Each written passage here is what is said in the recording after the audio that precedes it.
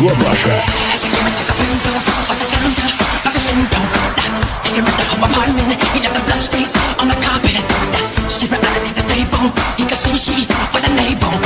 So she ran to the bedroom, she was put down, it was you okay? So anything you okay? Are you okay? Anything you okay? So anything you okay? Are you okay? Anything you okay? So anything you okay? Are you okay? Anything you okay? So anything you okay? Are you okay? Anything you okay? When you dance, that's you okay? Let us out of the room. There's nothing I can say no anything. Take it to your heart, to the best place. I'm a confident.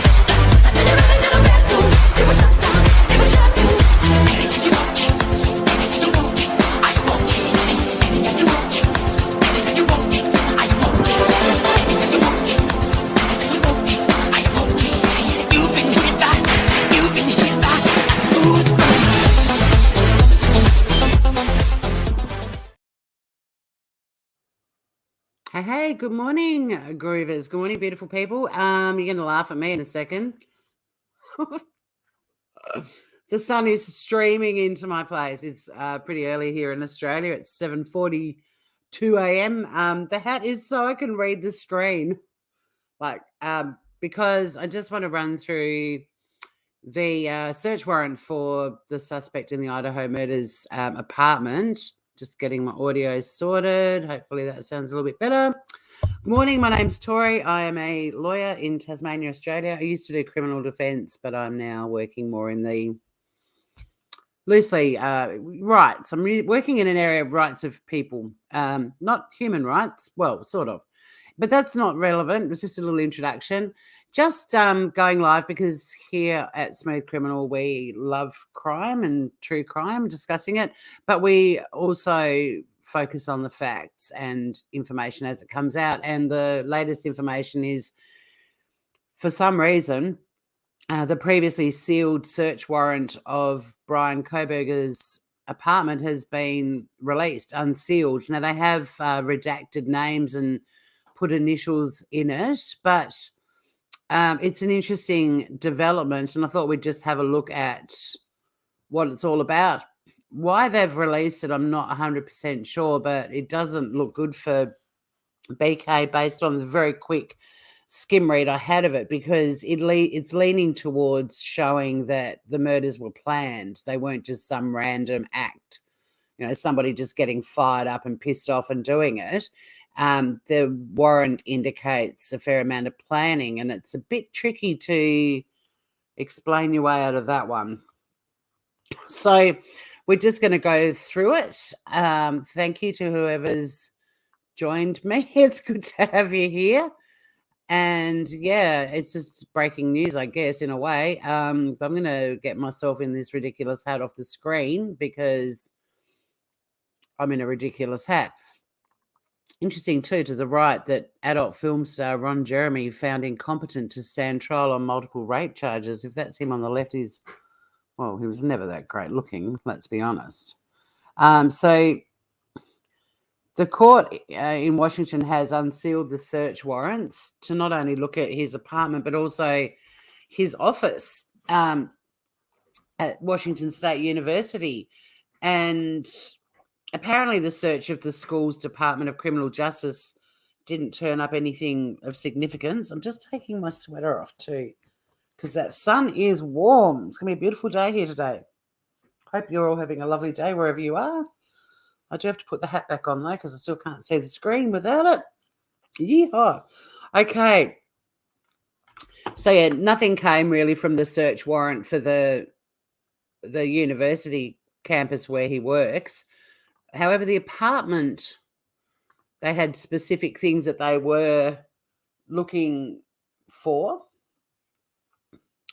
And also some of the things they did find included hair samples, fabric that had dark red stains on it. You can think about where that might be heading, obviously. A single black glove. It's always a glove, a single black glove, and other evidence. So a Washington judge ordered the release of the redacted versions of the documents Wednesday. It's currently Thursday in Australia, but We'll go back to the future for this live. I have got the warrant, by the way. We're going to go through it. It's very lengthy, but it's going to provide more information, more facts to help us with moving forward with discussions, which is how we like to operate here on Smooth Criminal. Get the facts and then start discussing and speculating, relying on those facts. But it's a bit of an interesting read nonetheless. So, in the newly unveiled filings, investigators described previously undisclosed evidence they were seeking, including blood, DNA, shoes with diamond pattern soles, and data compilations of information about the victims and the King Road house where they were killed. Get him off the screen. Then there's a bit of the history of the murder for anyone who had the murders. That's one thing I've noticed, and I just did it myself. So many people covering this case on YouTube keep referring to it as a murder. 4 people were murdered. I don't know why that's happening. It always sounds weird to me. I'll be listening to a podcast and they will mention the murder at King Road. It's like, well, 4 people were killed. He has been charged with 4 counts of first-degree murder and also felony burglary, which essentially covers him entering the premises without permission, which is unusual. I haven't, in the jurisdiction I practiced in, there were other charges like break and enter, trespassing, that sort of stuff that would have been used. But maybe their legislation is a bit restricted in that regard, hence burglary. Burglary has obviously got a very wide definition. This all happened back on November the 13th last year. Got people watching, but nobody chatting. Say good day to me, guys. I'm friendly. I'm an Australian. So these warrants, highly anticipated, and they do contain new details about what the investigators found after they'd arrested the suspect. And yeah, here we go. These murders, this is from the warrant, these murders appear to have been planned rather than a crime that happened in a moment of conflict. And that's the crucial thing, because it goes towards motive. And with criminal offences, you need to establish, some sort of intention and an act. And people have been questioning what the motive might have been. Now, trials do go ahead without strong motives, and they sort of leave it to the jury to draw inferences from the information they have. But if you've got evidence in a warrant that's showing planning and so on, well, boom, there's your motive, there's your intention. So, yeah, it potentially isn't good news for BK at this stage. Hey, Kim Heffernan. My week is going well. It was a bit rough going back to work after a beautiful holiday in Singapore, which I thoroughly enjoyed, and it went way too quickly, and it also feels like it was forever ago. But, yeah, my return to work has been relatively drama-free, which has been good. I hope you're well too, Kim. I'm another year older as well. I had a birthday in Singapore. I don't think I'm ever going to be able to top that one. It was pretty special. So in the warrant, it alleges that the suspect pre-planned the ambush, had studied other murders and how to avoid detection as part of his preparations. And this is all stuff that we've been talking about since early December on this channel, when we went down the, is this a copycat serial killer scenario, while everyone was accusing Jack D and Jack S and everyone else under the sun.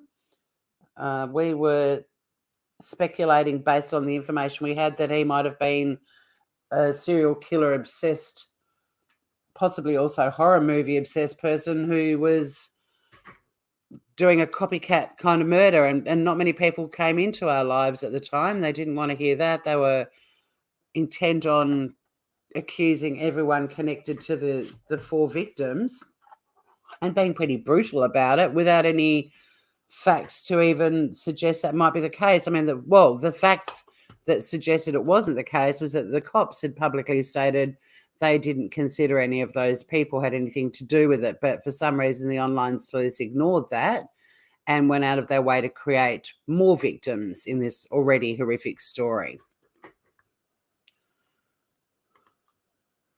We were on top of it, smoothers, sorry.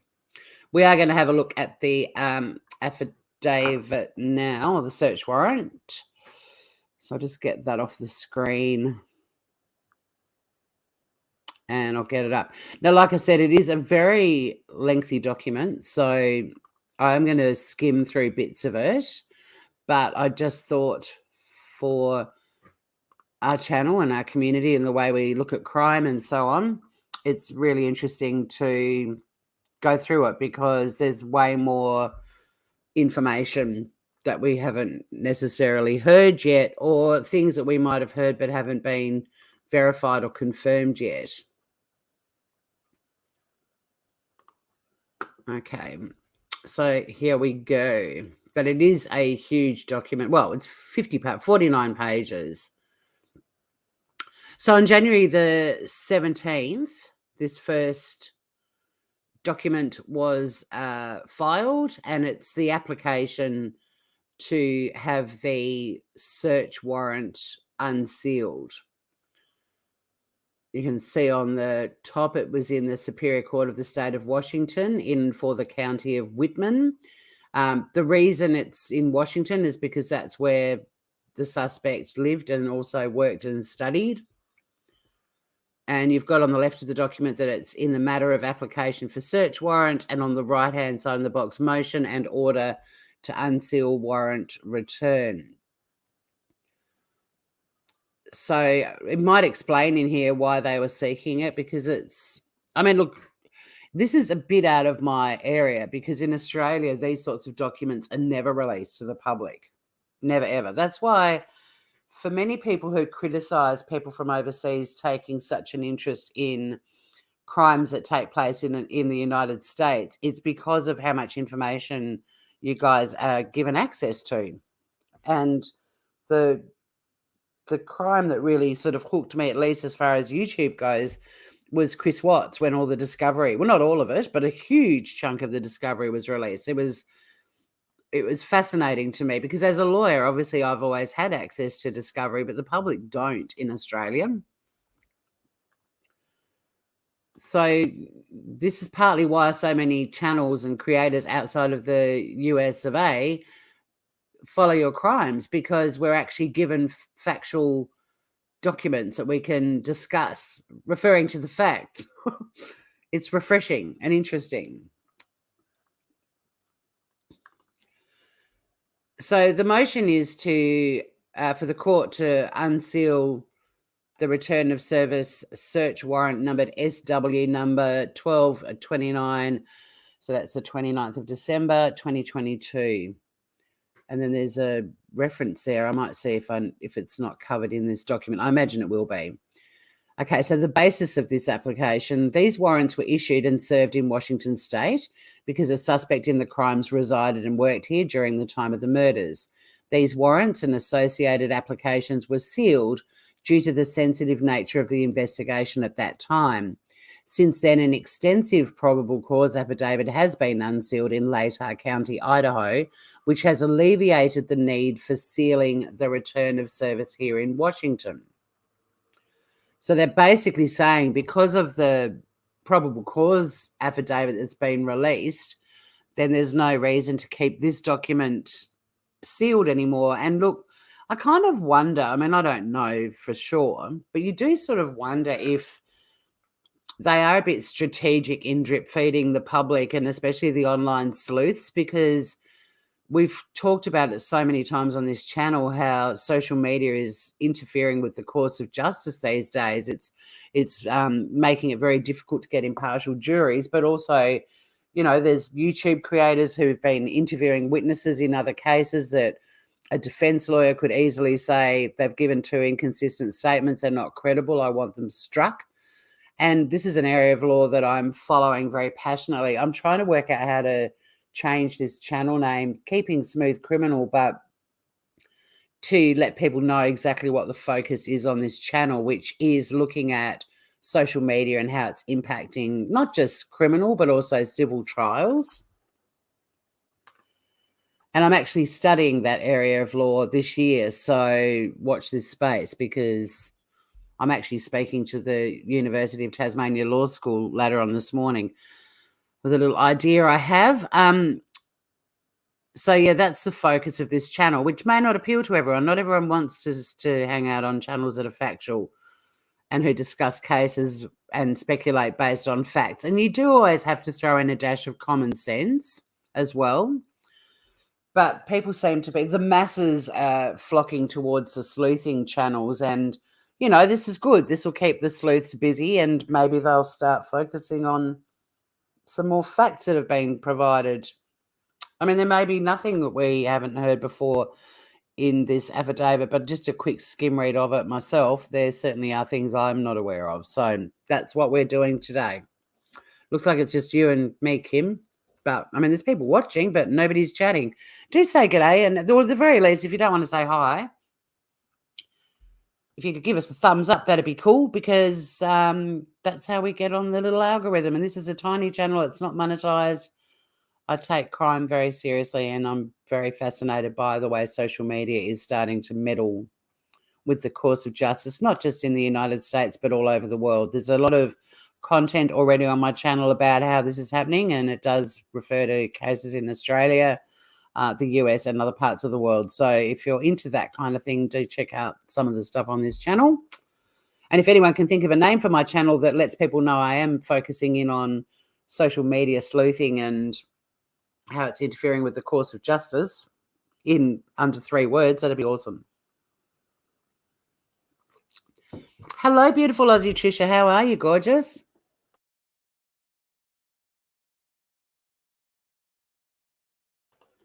All right, let's go through this affidavit. Make a cup of tea, grab a glass of water. It's going to take a while, but I'm not going to read every single word. We're just going to have a look at it and see what other information is now available, because this search warrant has been unsealed. So on the 17th of January, which was Tuesday, the search warrant was unsealed by Judge Gary Libby. Okay. And then there's the motion again as well. And it says in there, moves the court for an order to keep sealed the search warrant and search warrant application, but to allow the state to file redacted versions, which replace the victim witnesses' names with initials. And I'm assuming GR15. I haven't even had a chance to research that yet, but it's from what I'm gathering, using this information and common sense, it's some sort of privacy law. GR15. In Australia, even now, any reports about the Idaho murders, the surviving victims' names are always, they're not provided, and it's actually stated in our articles that they won't be named to protect their privacy, and their faces are also blurred out in any photographs that they use with the 2 surviving housemates.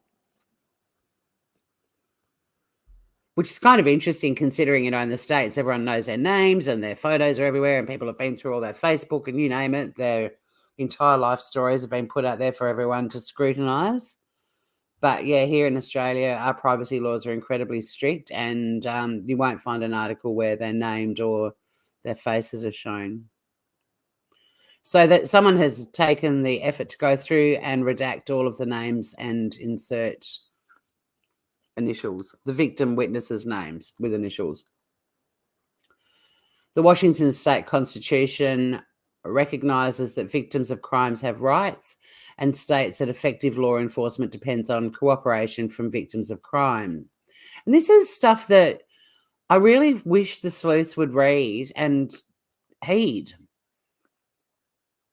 What they're doing is, like, it completely flies in the face of their own judicial system. The whole point of protecting witnesses, like this paragraph is stating, is that law enforcement is relying on cooperation from victims of crime, witnesses of crimes, and that's why their identity is protected. But the sleuths online have been delving into every aspect of the surviving witnesses' lives. I mean, I saw a comment yesterday somewhere saying, wow, if they're only giving us a tiny bit of information about witness number 1, we've heard nothing about witness number 2. Imagine what she saw and knows. Like, the speculation is rife. But yeah, pay attention to your own state constitutions. The Washington State Legislature has recognized that there is a, quote, severe and detrimental impact on crime victims, survivors of victims, and witnesses of crime. And yet there is the civic and moral duty of victims, survivors of victims, and witnesses of crimes to fully and voluntarily cooperate with law enforcement and prosecutorial agencies. And this is the thing, like, it's incredibly hideous to survive a crime, especially one like this, which was just awful. And these poor girls really could have just, with survivor's guilt, just fallen to pieces and not being able to cooperate at all. So this sort of social media hounding them, going through their social media histories, debating them incessantly and so on, everything that the sleuths online are doing flies in the face of this actual legislation and a state constitution. And I imagine every state in the US has a similar constitution. Protecting witnesses is really important because you do need their testimony. You're making a cup of tea, Aussie? Good on you. Hi, Blank Slate. How are you?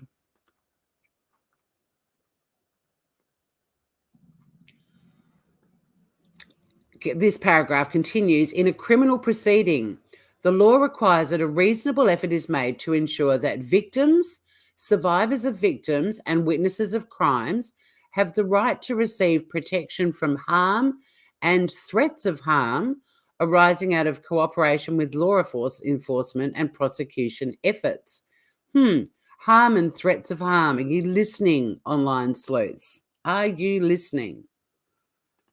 Like, the courts go to extreme lengths to protect witnesses so that they're not exposed and they're not threatened and so on. Do you think anyone online on social media, in groups and discussion forums and on YouTube channels, who have been reaming these surviving witnesses for weeks and weeks on end now, do you think they have any regard for the victims and how dramatically their lives have changed, how severely they've been impacted, and how they're going to live with this for the rest of their lives? Where's your empathy, let alone the fact that you are completely ignoring a state constitution that we've just read out? And like I said, I expect Idaho would have a similar one. The courts are doing their best to protect these witnesses because they need their evidence. The prosecution needs their evidence.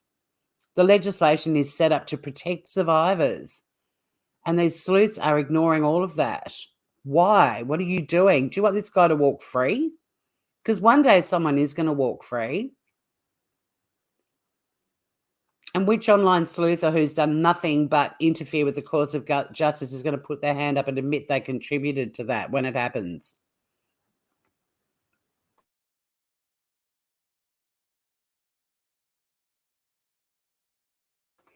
I mentioned last night in my live how Jack Decor has put up an Instagram of Murphy, and all of these people are on there telling him, thinking of you and hope you're doing okay, and isn't Murphy beautiful, and this is making us smile. And you've got to question how many people that are putting these sucky comments now on Instagram only a couple of weeks ago were in Facebook groups accusing him of being the murderer. I'm stunned too, Aussie Trisha. It's just, I've started doing a video for the two victims who survived. I'm being very careful in how I do it, without naming them and showing photos and so on. But all of these channels that continue to criticize one in particular, the actual eyewitness, I keep going over and over what's in that affidavit of probable cause. And there was no point in time until she woke up again at 11 o'clock in the morning to even contemplate calling the police. Just because we know what had happened, she didn't.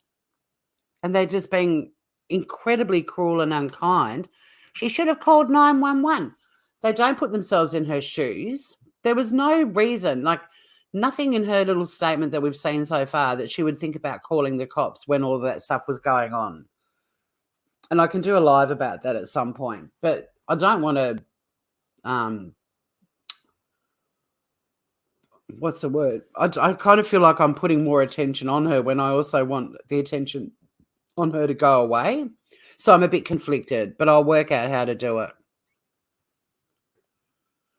It is horrible at Blank Slate. And no, they won't ever get over it, Aussie Trisha. Their lives are absolutely changed forever and not for the better.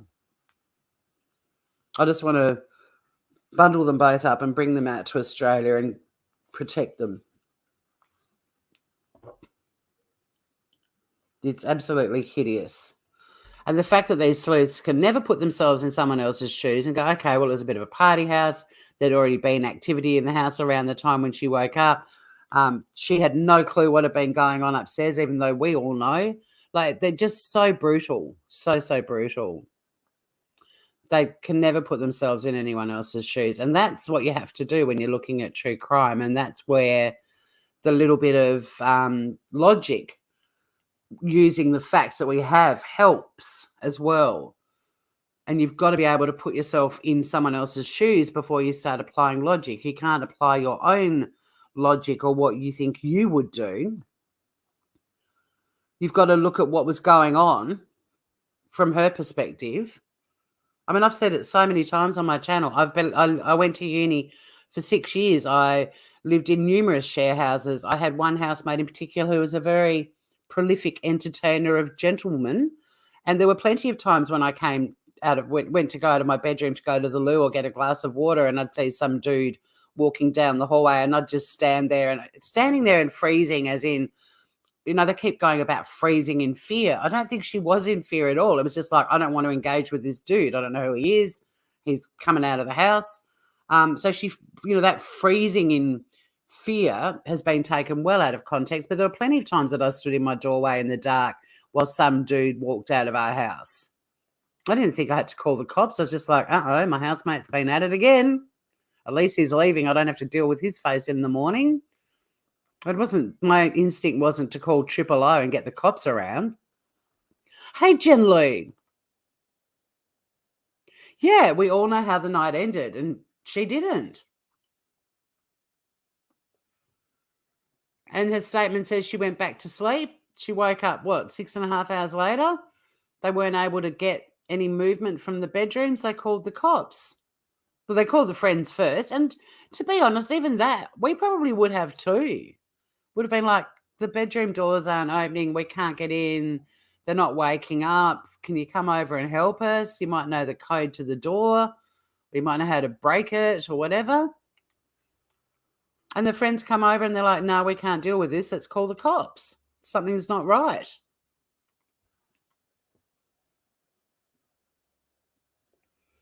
These people will never be who they would have been before this crime. It changes the course of all around the victims who were killed. Absolutely. And these kids have lost their housemates, their friends. You're close to the people that you live with. They're grieving for the loss of these 4 kids they spend a lot of their lives around and with.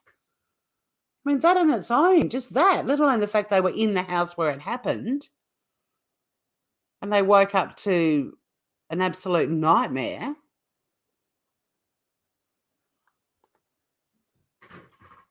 Well, I think we would have done what she did. That's my point, Aussie Trisha. I think everyone would have done, like I said, I used to live with a very,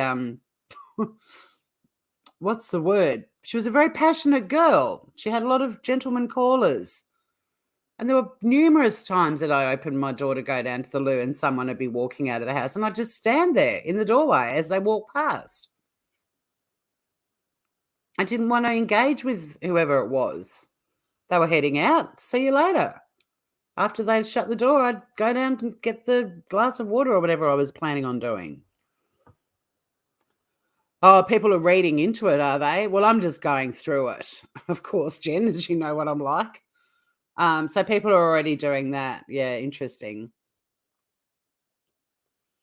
I'm partly thinking that it's a bit, they've justified unsealing it on the basis that the probable cause affidavit already contains information. There's no reason to keep it sealed, except they needed to redact the names and put initials in there. And I'm wondering again if this theory of mine that they're going to continue to drip feed the sleuths just to get them to back off a bit. But of course, we all know that you put things in the hands of the sleuths and the facts don't matter. They're going to run wild with it. But part of me does wonder if they are sort of drip feeding information just to satiate the hunger of the sleuths who have absolutely no entitlement or right to any of this stuff. There's plenty of crimes that happen in Australia that we would all love to be able to access the court documents, but we're never given any of them because of our very strict privacy laws. And again, that's why so many people outside of the United States are fascinated by your legal system, in that you do put so much information out. And if you're into true crime, OG true crime, and you want to talk about cases, having all of these documents and factual evidence, facts and evidence, helps in discussing it responsibly. You're older than dirt. Think way back to 1872 when some former housemate had a lover leaving. Grafe, thanks for popping in, a blank slate. They don't understand what they're reading, so they don't understand why their hair's listed multiple times. Hey, Joey, did you have the best birthday? You got a leopard print cake. There's lots of beautiful birthday messages under the videos on this channel and also on Tasmania Calling too, Joey. It's very cute. Even your lovely husband put a comment, which was so sweet. I haven't seen the new comments this morning. I just saw this affidavit was unsealed and the search warrant was unsealed, and I instantly went into, the sleuths are going to be onto it. And I thought I might as well go live and just go through it and let's have a look at it and just discuss it as it is. So if anyone wants to sort of have a proper look at it, you might want to sort of put me on a fast speed too, because I do engage with my beautiful community a bit. We all like to chat and catch up. So people that are watching this on replay, feel free to fast forward through us being a nice community if that doesn't appeal to you. It's the same one on both channels, Joey. I just wanted to make sure you saw it. So I figured putting it on two channels would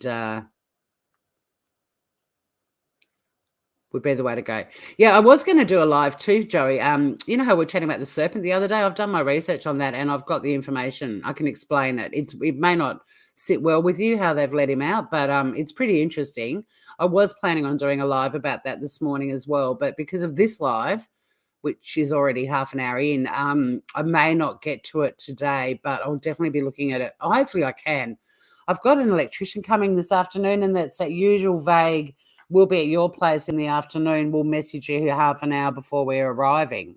So you sort of got to be here and just wait. All right, let's have a look at it.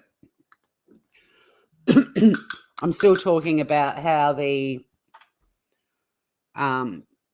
whole point of the judicial system is to protect the victims and survivors of victims and witnesses of crime, because the law enforcement rely on their testimony and also rely on them helping them with the investigation. So they're very strict about protecting them. Are you listening, sleuthers?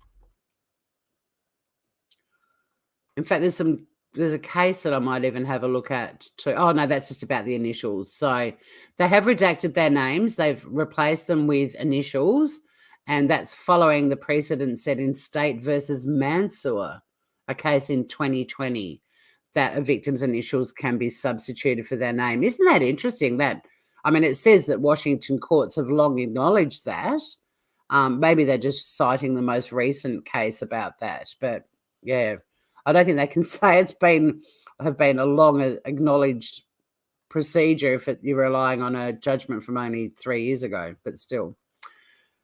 The basis for this motion is that there are two surviving victims, witnesses of a now notorious and much publicised murder burglary in Moscow, Idaho, whose full names are listed in this search warrant and search warrant application. These warrants were issued and served in Washington State, and we've already discussed that. In fact, I mentioned that before we even had a look at it. It's because he lived in Washington, lived, worked, and studied there. during the time of the murders. They initially sealed them because of the sensitive nature of the investigation at the time, but because the probable cause affidavit was unsealed in Latah County, then the need to keep this document sealed has essentially been alleviated. The documents filed in Latah County have not disclosed the surviving victims' names, only their initials. These victims should have the level of protection that can be provided by having their initials substituted for their full names in the search warrants and search warrant applications, which become publicly available from this court. The thing that really makes me feel sad about that paragraph is it's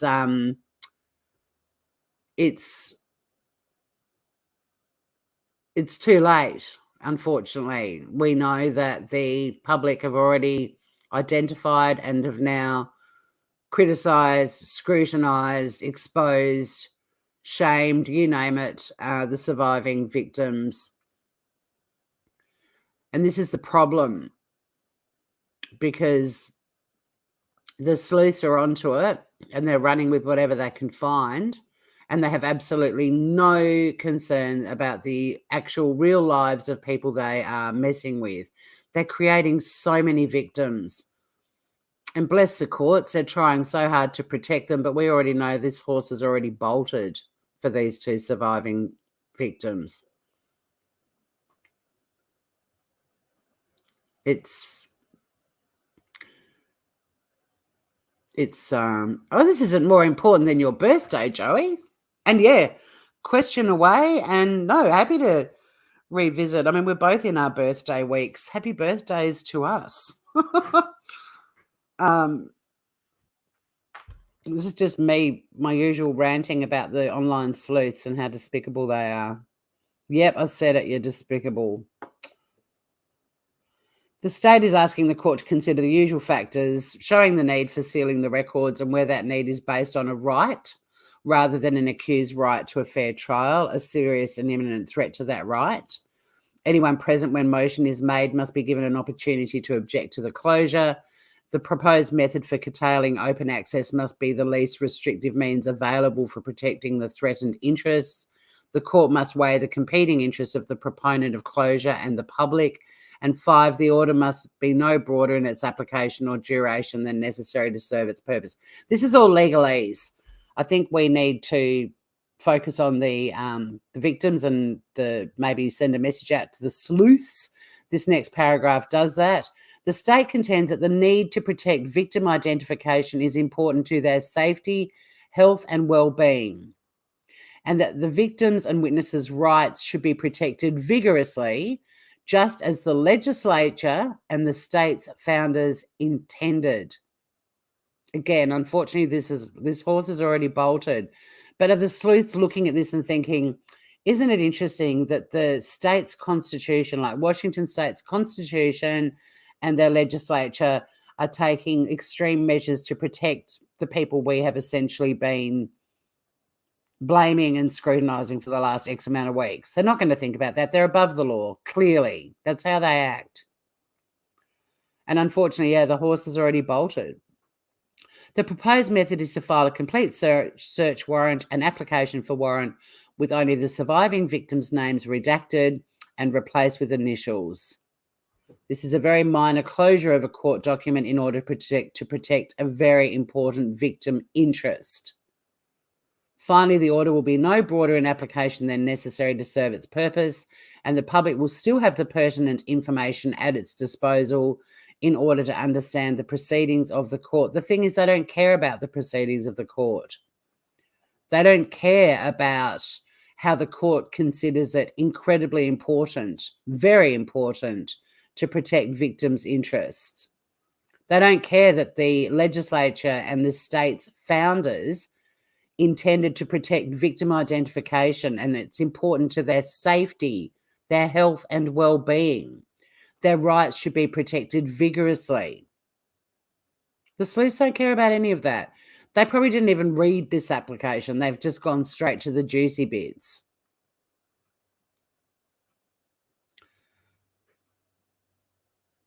Hey, Michelle P. Yeah. And this is the problem. And this is why this whole thing about social media impacting with the cause of justice is something I'm just so passionate about, because something has to change.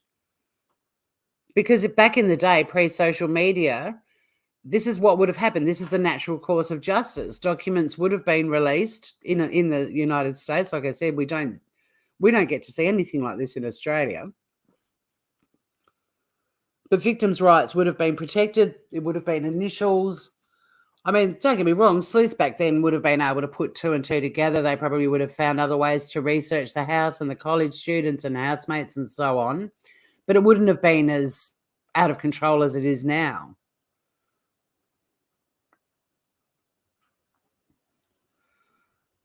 But I feel that some of these sleuths, even if they look at this affidavit and they do read the motion at the top and they do realise that what they've been doing is hideous and goes against the victim's rights. I mean, you can't be online going, it's my right to freedom of speech, but completely ignore the fact that these victims have rights to be protected too. You can't just cherry pick the rights that you like and ignore the ones you don't, because it's interfering with your sleuthing and your meddling. I don't know if you're still around, Jen Lou, but feel free to jump up if you want, because it might stop me continuing this rant. It's so sunny in my living room right now. I'm sitting here with a cowboy hat. I'm feeling like, yeehaw, I'm a bit rebellious. All right. Then there's the wording of the order that they are seeking. Essentially, the order is about redacting their names. It's making me sad reading this because, yeah, we all know it's not the court's fault. This is normal court procedure. Unfortunately, the way social media is going and it's spinning out of control, and the law and legislatures, courts, LA, they're not able to keep up with it. All of this process would have been perfectly natural and happening at the right time, pre-social media. But I really do think cases like this are going to bring about serious changes to how people are discussing live investigations online. Something has to happen, because perpetrators are going to walk free. And are any of these sleuths going to admit that they contributed to that? Of course they're not. They'll be horrified and disgusted and pointing fingers at everyone else. Unfortunately, this new era of people following crime, they're not true crime at all. They are sleuths. But yeah, the law's going to have to keep working incredibly hard to get on top of this and ahead of them again, like it used to be.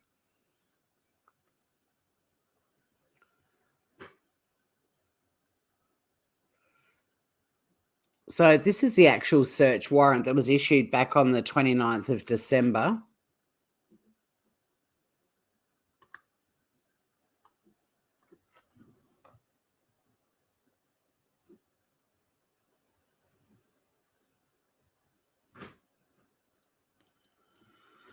You know, that video when I went off was on the 13th of November telling NC that YouTubers are messing with cases.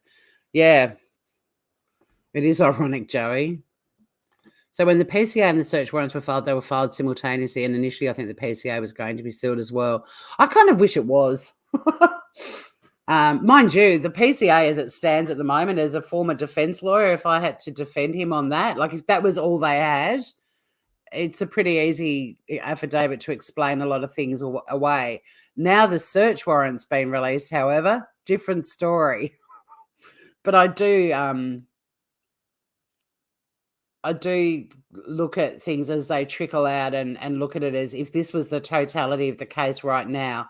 And one thing with criminal lawyers is a lot of people feel that a criminal lawyer our job is, the presumption of innocence and innocence until proven guilty and working towards getting an acquittal. But as a criminal lawyer, the best thing you can do with your client is assume they're guilty from the start and then start chipping away at the case to try and establish innocence. It's not with my clients when they came in, even though they'd say, I didn't do it, I'm pleading not guilty, I still had to look at it as, no, you did do it.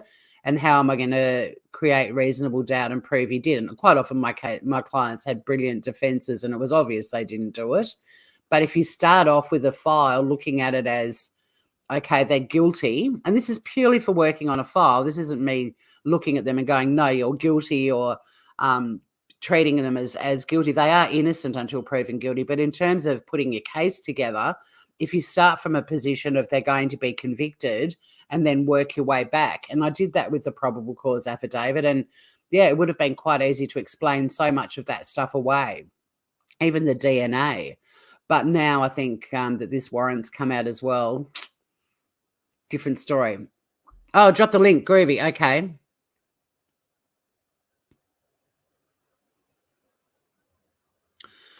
The lawyer in Pennsylvania spoke to the media, and he was very, I mean, I wouldn't have done it personally because client-lawyer privilege continues even when you're no longer representing them.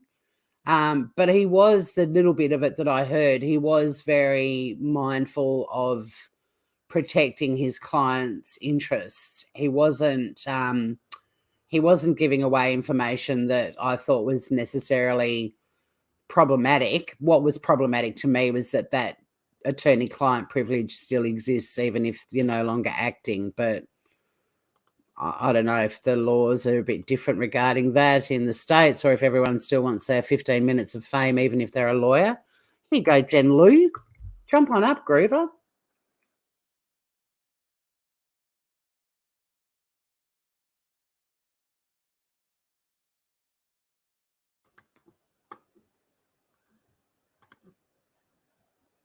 Yeah, but I'm with you, Aussie Trisha. Not a great move, no.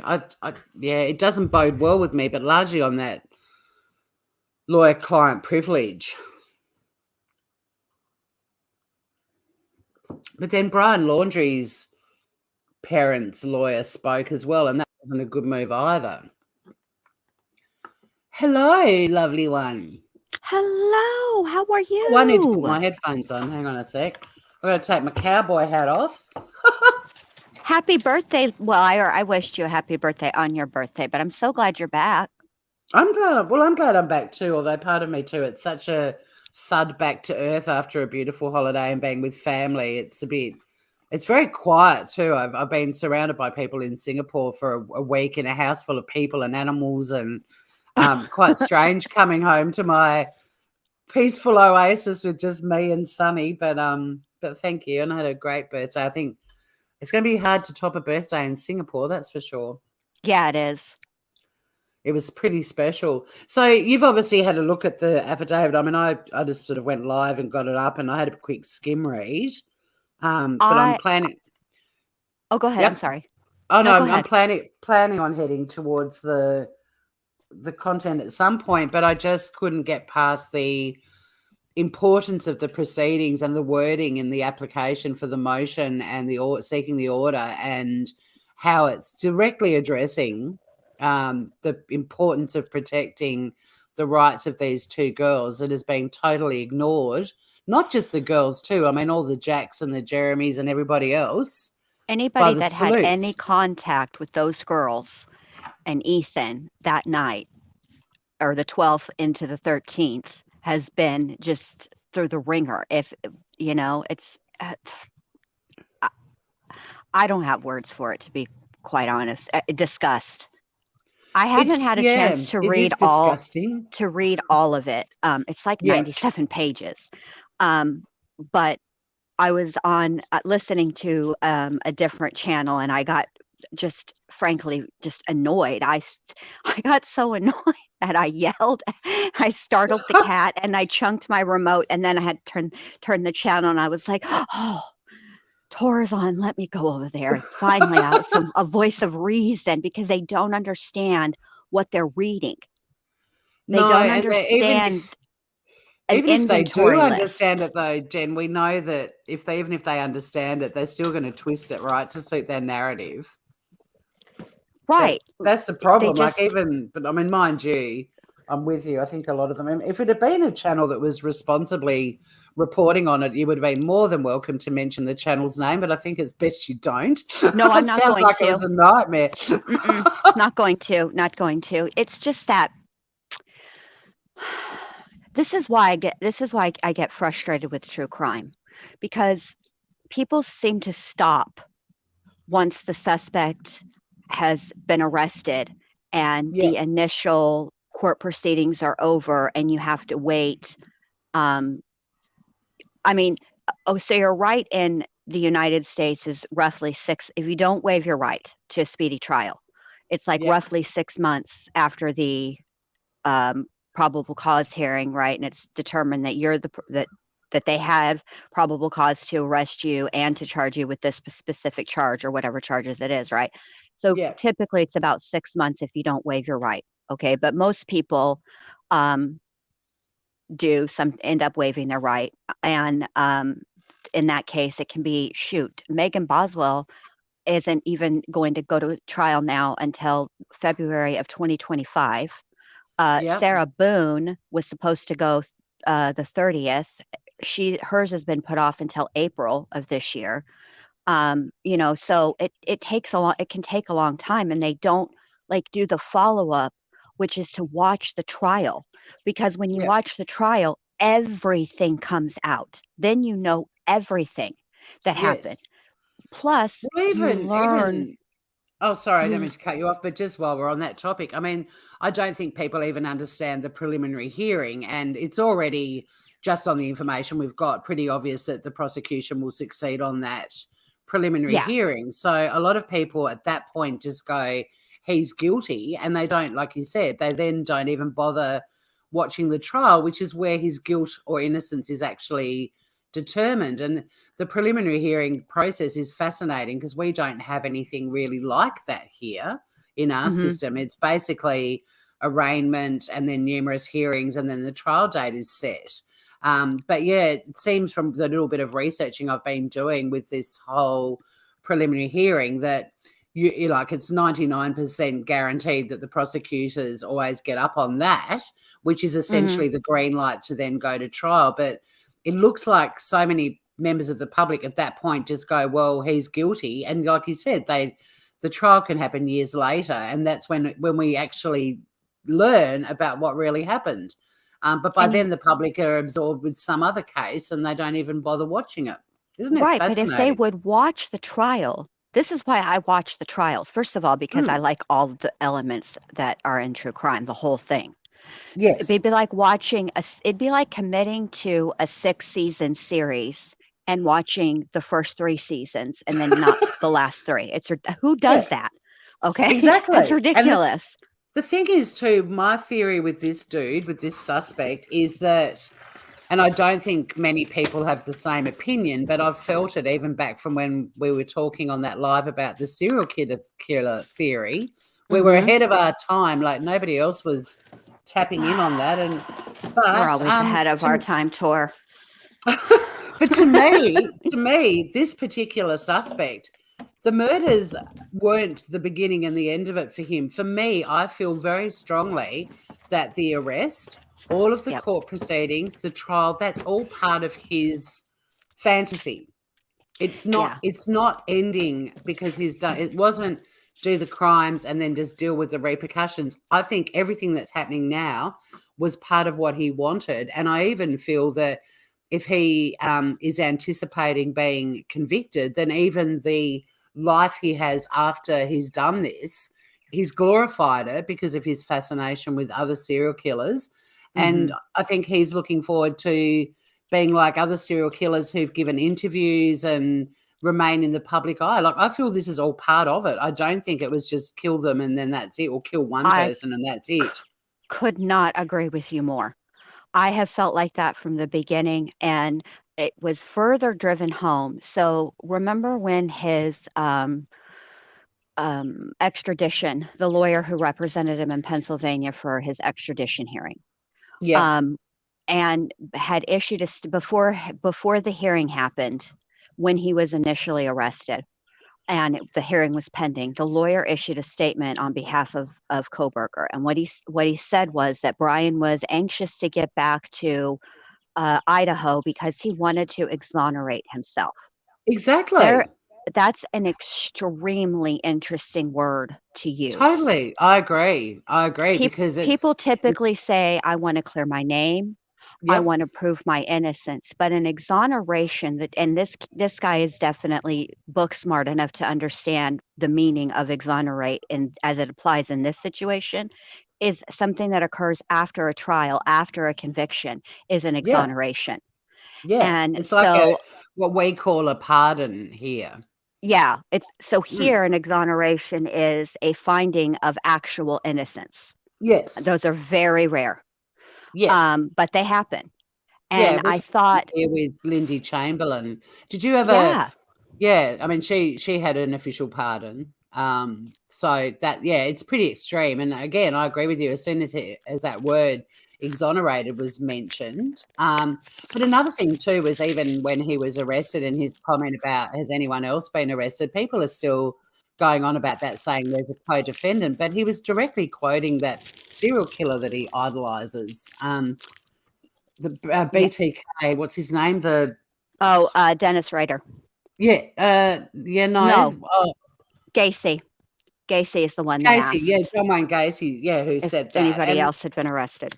Yeah. And that to me was like straight up as like, that's an interesting comment to make. I typed it into Google and up came Gacy's name. Yeah, like, of course it does. Oh, yeah. The thing is that I find interesting about it too is that I didn't know when I said what I said at the time because it came out later. Then the lawyer did an interview with Brian Enton, and he said that Brian is the one who put that in. That part of the statement was his, the exonerate. And it just further said to me, you're on the right track. I personally believe, like you, that all of this is part of it, that the sheath being left at the crime scene was not an accident. He is a criminology student. I don't think that he for 1 second thought that he was smart enough to commit the perfect crime. I think he always intended to get caught. Now, when, that might be a different story, but I can tell you, I personally believe that he thoroughly enjoyed what was going on online with the sleuthing. I do not believe that he interfered, though. I don't think he's Papa Roger. I don't think that, I don't believe that he sent Instagram messages to one of the victims before he unalived everybody. I don't think that's true at all. I think that I just agree with you. He planned for this entire thing, all of it from start to finish. Yep, 100%. It's not just the crime itself. It's the whole thing, because if you do glorify serial killers and you watch interviews like with Bundy, they have absolutely no remorse or concern for their victims at all. And then they get off on the notoriety. He will be giving, if he is convicted, we can see him already giving interviews, and it's all part of it. And it's a pretty, absolutely. It's a fascinating, I mean, it's a horrific, the crimes are horrific, but it's also just a fascinating case, I think, for forensic psychologists to be following, and the psychology of this guy is fascinating. Absolutely. I mean, look at his demeanor, Tor, when he was arrested. I have, in all of my true crime history, never seen a more bright-eyed, bushy-tailed person in my life at his very first hearing when he was back in Idaho. He had to fly. First of all, that was an incredibly long flight, and it was made extra long because of the plane that they were flying. They flew him cheap, for reals. I mean, it was expensive, but also cheap. Yeah, wasn't it a 2-prop plane? Yeah, something like that. It took them forever to get across the United States. I mean, we're big, but come on, this is ridiculous. People fly across the United States every day. He didn't look like I did when I got off an 8-hour flight back from Singapore and then had jet lag for the next 24 hours. But even even his second appearance, like, yeah, he's cool as a cucumber. And he's fascinated by all of it. And it's his own real life story. Like, stop studying other people who've done horrific things, do it yourself and experience it yourself. And that's where I feel he's, that's been his position. And yeah, for me, the trial is not even the end of it, because then there's going to be whatever happens after it. If he's acquitted, he's going to be going on tours all over the world talking about his experience. And if he's convicted, he's going to be giving interviews from prison and writing books and all sorts of stuff. Exactly. And I know that he is going to thoroughly enjoy listening, to the details, because that's what's going to happen. You know it will.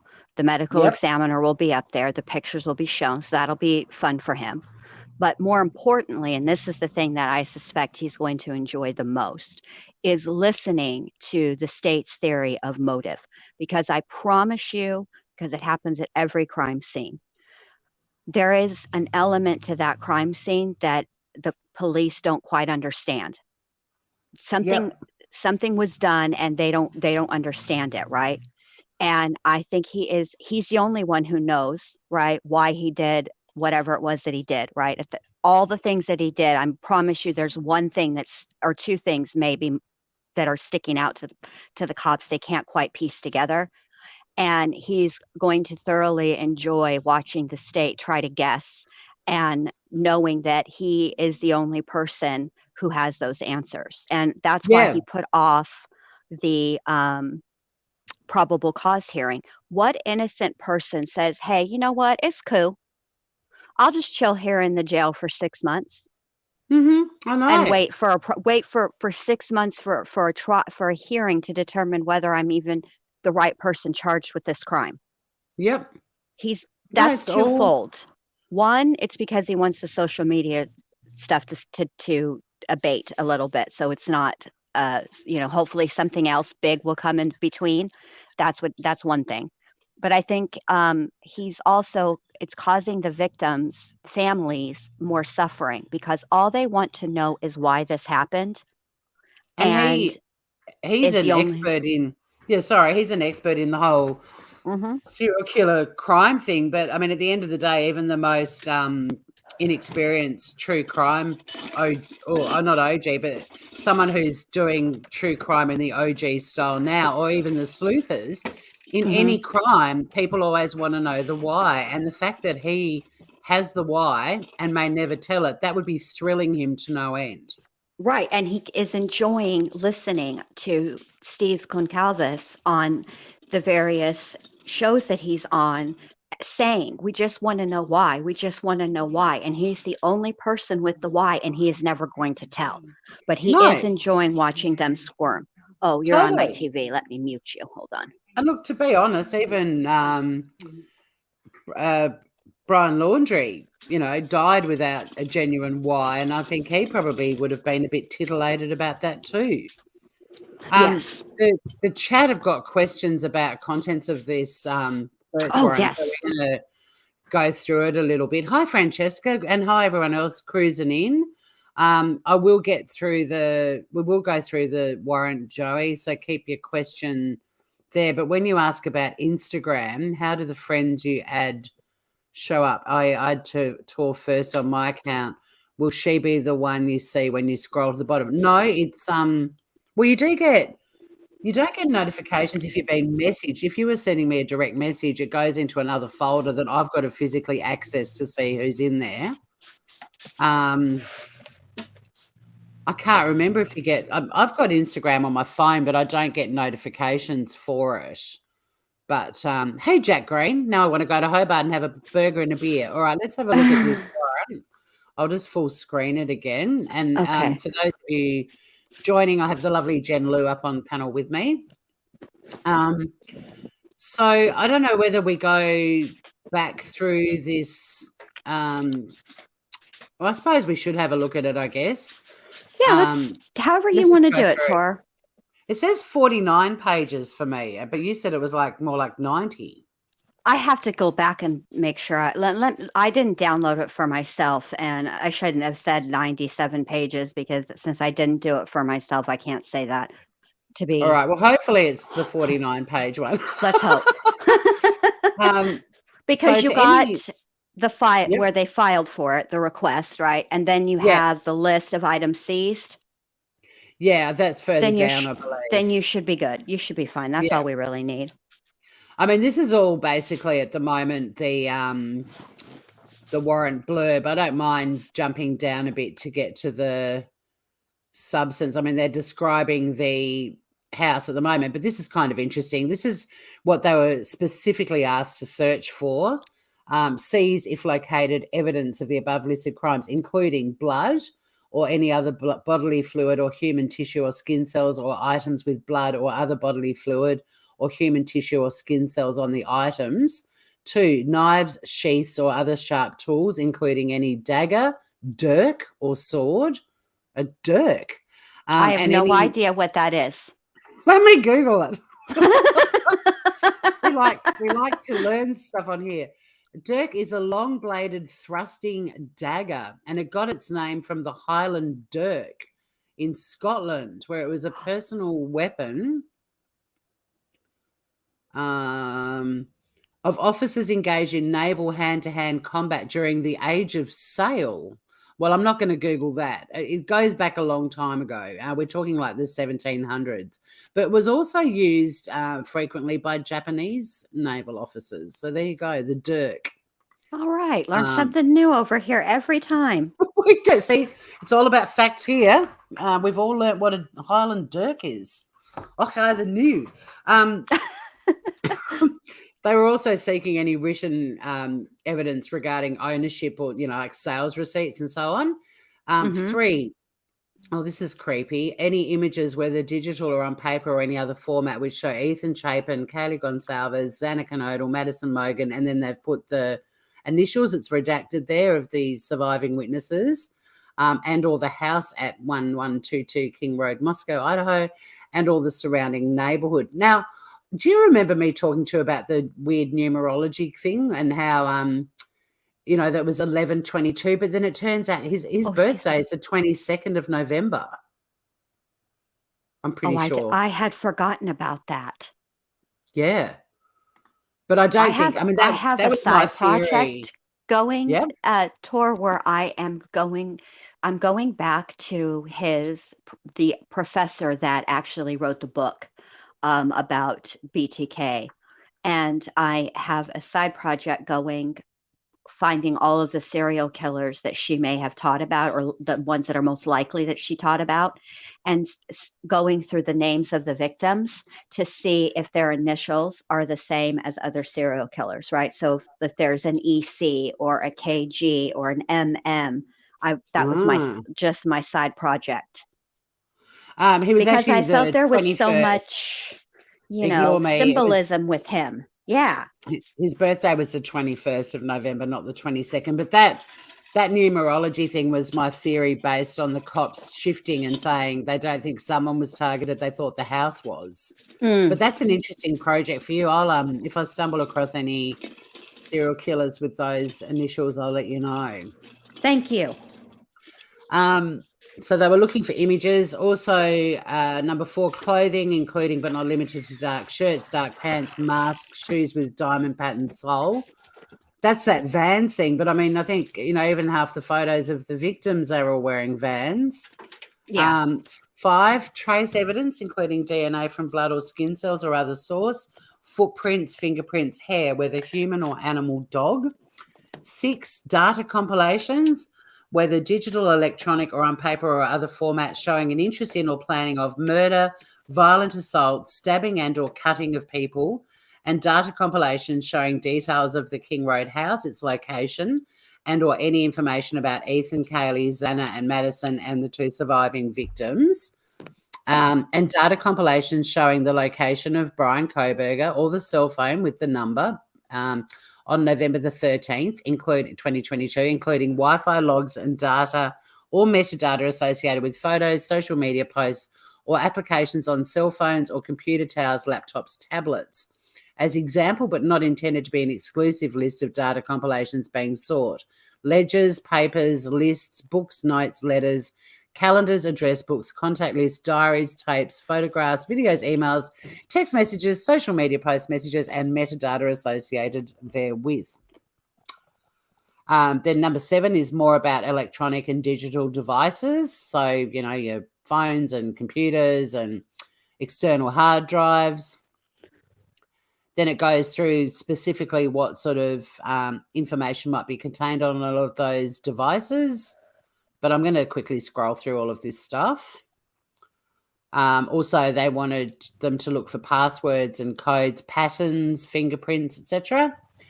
And then also number 8, just evidence that showed he lived at those premises. So bills and a rental agreement, receipts, that sort of stuff. Even personal property that could be readily identified as belonging to BK. So that's essentially what they were asked to look for in the warrant. But let's get down a bit further. Then we've got a declaration by Dawn Daniels, Assistant Chief at the Washington State University Police Department. What's the U for? Okay. University. Mm-hmm. And that's the one that he wanted to be part of, correct? No, so that's the university has its own police. Yeah. And then Pullman is the city police that he wanted Pullman, to work with. Yeah. Because how weird is that? Imagine if he'd been investigating the crime he committed. I reckon that would have been a big boner moment. Wouldn't it have been? Guess who else wanted to be a police officer? The original incel, Ed Kemper. Elliot. Ed Kemper. Ed Kemper was the original incel before there was a term for incels. Yes. And then, of course, I reckon, Bundy with his law studies and then the fact that he represented himself, that was all part of his fantasy too. Well, yeah, because he got an opportunity to get up there and question. In fact, I went back and watched some of Bundy's trial because some of it people have put online. Thank God for YouTube in some ways and others. But the judge actually said to him, you would have been a really good lawyer. He did in the end. Yeah. He did. Yeah. Fascinating. Yeah. Hello, Shanna. Campus Police. Yes, thank you. And Humanimal has rolled in as well. Hello. Miss K is also saying, and hi to anyone else who's in with us, and it's the lovely Jen Liu up with me on panel. BK wrote in his essay he had an interest in assisting rural law enforcement agencies with how to better collect and analyse technological data in public safety operations. You're quoting. Miss K's quoting the affidavit back at me. Oh, yes. If he, think about the ramifications. What he wanted to do is essentially what got them to figure out his name in the first place, which was to analyze cell phone data and the pings and the cameras. That's what he wanted to do. That's why I think it was intentional. Absolutely. And that's the thing. I mean, that's why it's not looking good for him now, because this affidavit or this search warrant, it's showing it was planned, and that was a big thing. Like if it was just some random act, but the fact that it's planned, you've got a lot of explaining to do, BK. This is quite an interesting declaration by Dawn Daniels, because after all of the information and bits and pieces that they have gathered in the investigation, she's stated that she's competent to testify to the matters stated herein. And on the basis of the following, I believe there is probable cause that BK committed the crimes. It's kind of interesting to me to see these documents, because this is where you want to know how Ellie was so confident and what led them to charging him and so on. And that's information that really, even with the probable cause affidavit, it's not giving you much insight into the inner workings of Ellie and how it all comes together. So I do find declarations like this quite interesting. But she's basically pointed out that evidence of those crimes, weapons or other things by means of which a crime has been committed, they've both been checked, are located at that particular property where he resided. So, it's interesting how they keep describing the apartment, even down to the colour of the door. The door is white. Now, there's the numerology thing again. He lived in 201. All these 2s and 1s that keep popping up. I mean, even though his birthday was the 21st of November. There's still 2s and 3 1s there. Yeah. So then she's just providing her credentials and so on. Okay. The investigation itself, there's a bit of information about that, but I think we need to get down to, well, this is back to actually the reason to search his apartment again. That's one thing. Legal documents are very repetitive. They are. And I think and they're difficult to understand too. I mean, well, they are, except the sorry, but I'm trying to cut you off again. But the stuff at the start about protecting victims and their rights, that's pretty and relying straightforward. On them. Pretty straightforward. That's pretty sleuthers. No, but they don't care about. They skim past that bit, don't they? They go right to the blood and gore. Right. That's all they want. Yeah, and I think what's important to keep in mind here is that they were keenly aware of who Brian Koberger was at the time when they filled all of these out, right? And applied for the search warrants, applied for the arrest warrant. And if you'll remember, all of the things that occurred simultaneously. So they go to his parents' house, the SWAT team kicks in the door, and all the things happen. And as he's being taken out of his parents' home, another team is coming in to search the home, and they're simultaneously searching his apartment in Washington. And the probable cause affidavit, they were all intended, I think, to be sealed. Why they decided to unseal the probable cause, I'm not sure, but all of it was not just to protect. I mean, that the main part was to protect the victims, the surviving victims. But another part of it was to keep Brian from being able to search. You can search these documents; they're public. You can search arrest. You can search arrest warrants. You can search probable cause affidavits, so, and he would be keenly aware of how to do that. And so they were trying to keep him out of the loop as well. Yeah, interesting. They didn't want him to know that they were coming until they were already there and it was too late. Although I still think in the back of his mind, he was waiting for them to come too, I do. I think he was as well, but I think he's pretty smug in the fact that he had quite a bit of a head start on them, and was able to destroy some evidence. But I also think that part of him wanted to be caught. There's no infamy I agree. If nobody knows you did it. And I think that's, people don't, like, they're saying, well, he must have been stupid. No, nobody does what he did and makes the kind of mistakes that he made, specifically with driving his own vehicle and taking his phone. All of it. And actually interesting because Shanna, hey, old woman, Shanna in chat is saying it proves no matter how much he believed he meticulously planned this, he's not capable of perfection like his ego thought. But see, it's interesting, Shanna, because Shanna and I are real life buddies offline, but met through our love of true crime and the OG style of it.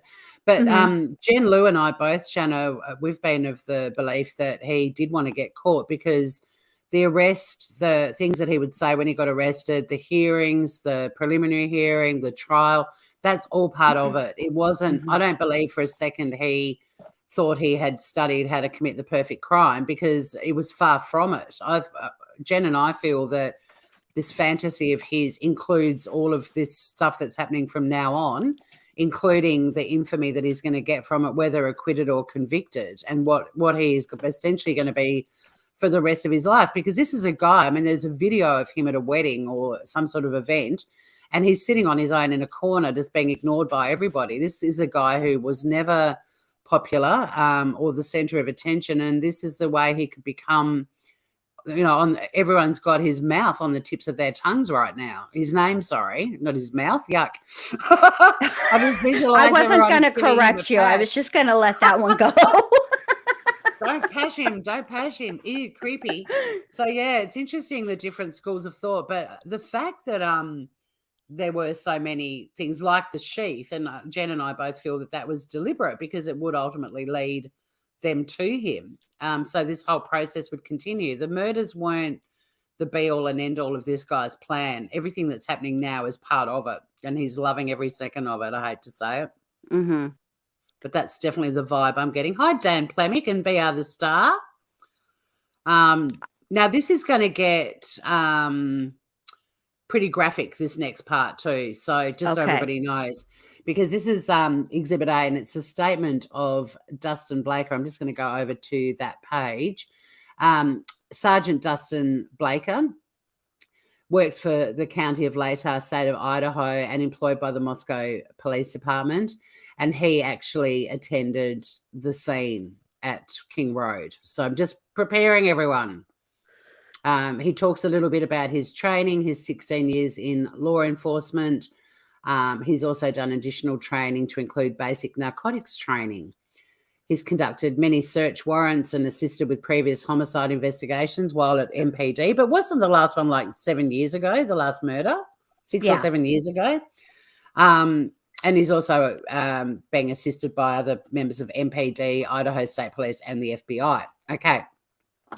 So on November the 13th, 2022, at approximately 4 p.m., MPD Corporal Brett Payne and I responded to 1122 King Road, Moscow, Idaho. Moscow, Idaho. Moscow. Now we're just making up cities. I need it. Hang on a sec. Give me 1 second. I'm going to go and get a coffee out of the fridge. You can read that paragraph if you want, and then I'll be back. Okay. All right. Let's see. On November 13th, 2022, at approximately 4:00 p.m., Moscow Police Department Corporal Brett Payne and I responded to 1122 King Road, Moscow, Idaho, hereafter King Road residents, to assist with scene security and processing of a crime scene associated with 4 homicides. Upon our arrival, the Idaho State Police forensic team was on scene and was preparing to begin processing the scene. MPD Officer Smith, one of the initial responding officers to the incident, advised he would walk me through the scene, which brings me to another point before I forget. When there's been a lot of scuttlebutt online talking about the way in which the judge read off the charges, the order in which the victims were listed, as if that had potentially had some special meaning. But likely, no. If you listen to the order she read it in and you read the probable cause affidavit, that's the way that it was read. It was read starting with Maddie, then Kaylee, then Xana, then Ethan, because that's the way they were listed in the probable cause affidavit. So that's how that's how it was filed. Sometimes, sure, is it possible that they read it that way? Yes, but in this case, I don't think so. And I even did my own little research, and the Wagner trial that I covered, when they brought Jake Wagner in for his probable cause hearing, for his arraignment, the judge did exactly what was done in Koberger's and read Kenneth Roden's name first. And Kenneth Roden was the victim killed last. So I really don't think it has special meaning. I think it has to do with keeping things in order on all of the filings by the state. Consistency. But consistency. Thank you. Yeah. But when it gets to the trial, the evidence will come out. The mixed DNA tells you who was first and who was last because of the blood. Correct. Which is pretty gross, but they'll be able to say in what order it happened, definitely. Absolutely. So it is getting pretty graphic now, Groovers. OFC Smith and I entered the King Road residence through the bottom floor door on the north side of the building. We then walked upstairs to the second floor. So they went right up to the top first. Smith directed him down the hallway to the west bedroom on the second floor, which I later learned through Xana's driver's license. Oh, sorry, they went to Xana and Ethan first. That was weird. I must have skipped through to a page after it. But they worked out it was Xana's room for seeing her driver's license and her personal belongings. and it was Xana's room. Just before this room, there was a bathroom door on the south wall of the hallway. As I approached the room, I could see a body, later identified as Kernodle's, laying on the floor. Kernodle was deceased with wounds which appeared to have been caused by an edged weapon. But then it also says, also in the room. So they were both in the room, both Xana and Ethan. Ethan Chapin was also deceased with wounds later determined. Autopsy report provided by Spokane County Medical Examiner Veena Singh, dated the 15th of December 2022, to be caused by sharp force injuries. I then followed OFC Smith upstairs to the third floor of the residence. The third floor consisted of 2 bedrooms and 1 bathroom. The bathroom on the west side of the floor was later determined to be Kaylee's room. I later learned there was a dog in the room when Moscow police and officers initially responded. And they mentioned that the dog belonged to Kaylee and Jack D. I found out from Corporal Payne's interview with Jack on November the 13th that he and Kaylee shared the dog. OFC Smith then pointed out a small bathroom on the east side of the third floor. The bathroom shared a wall with Madison Mogan's, hereafter Mogan, I like using their first names, bedroom, which was situated on the southeast corner of the third floor. As I entered this bedroom, I could see 2 females in the single bed in the room. Both Kaylee and Maddie were deceased with visible stab wounds. I was later advised by ISP investigators they located a tan leather knife sheath laying on the bed next to Mogan's right side when viewed from the door.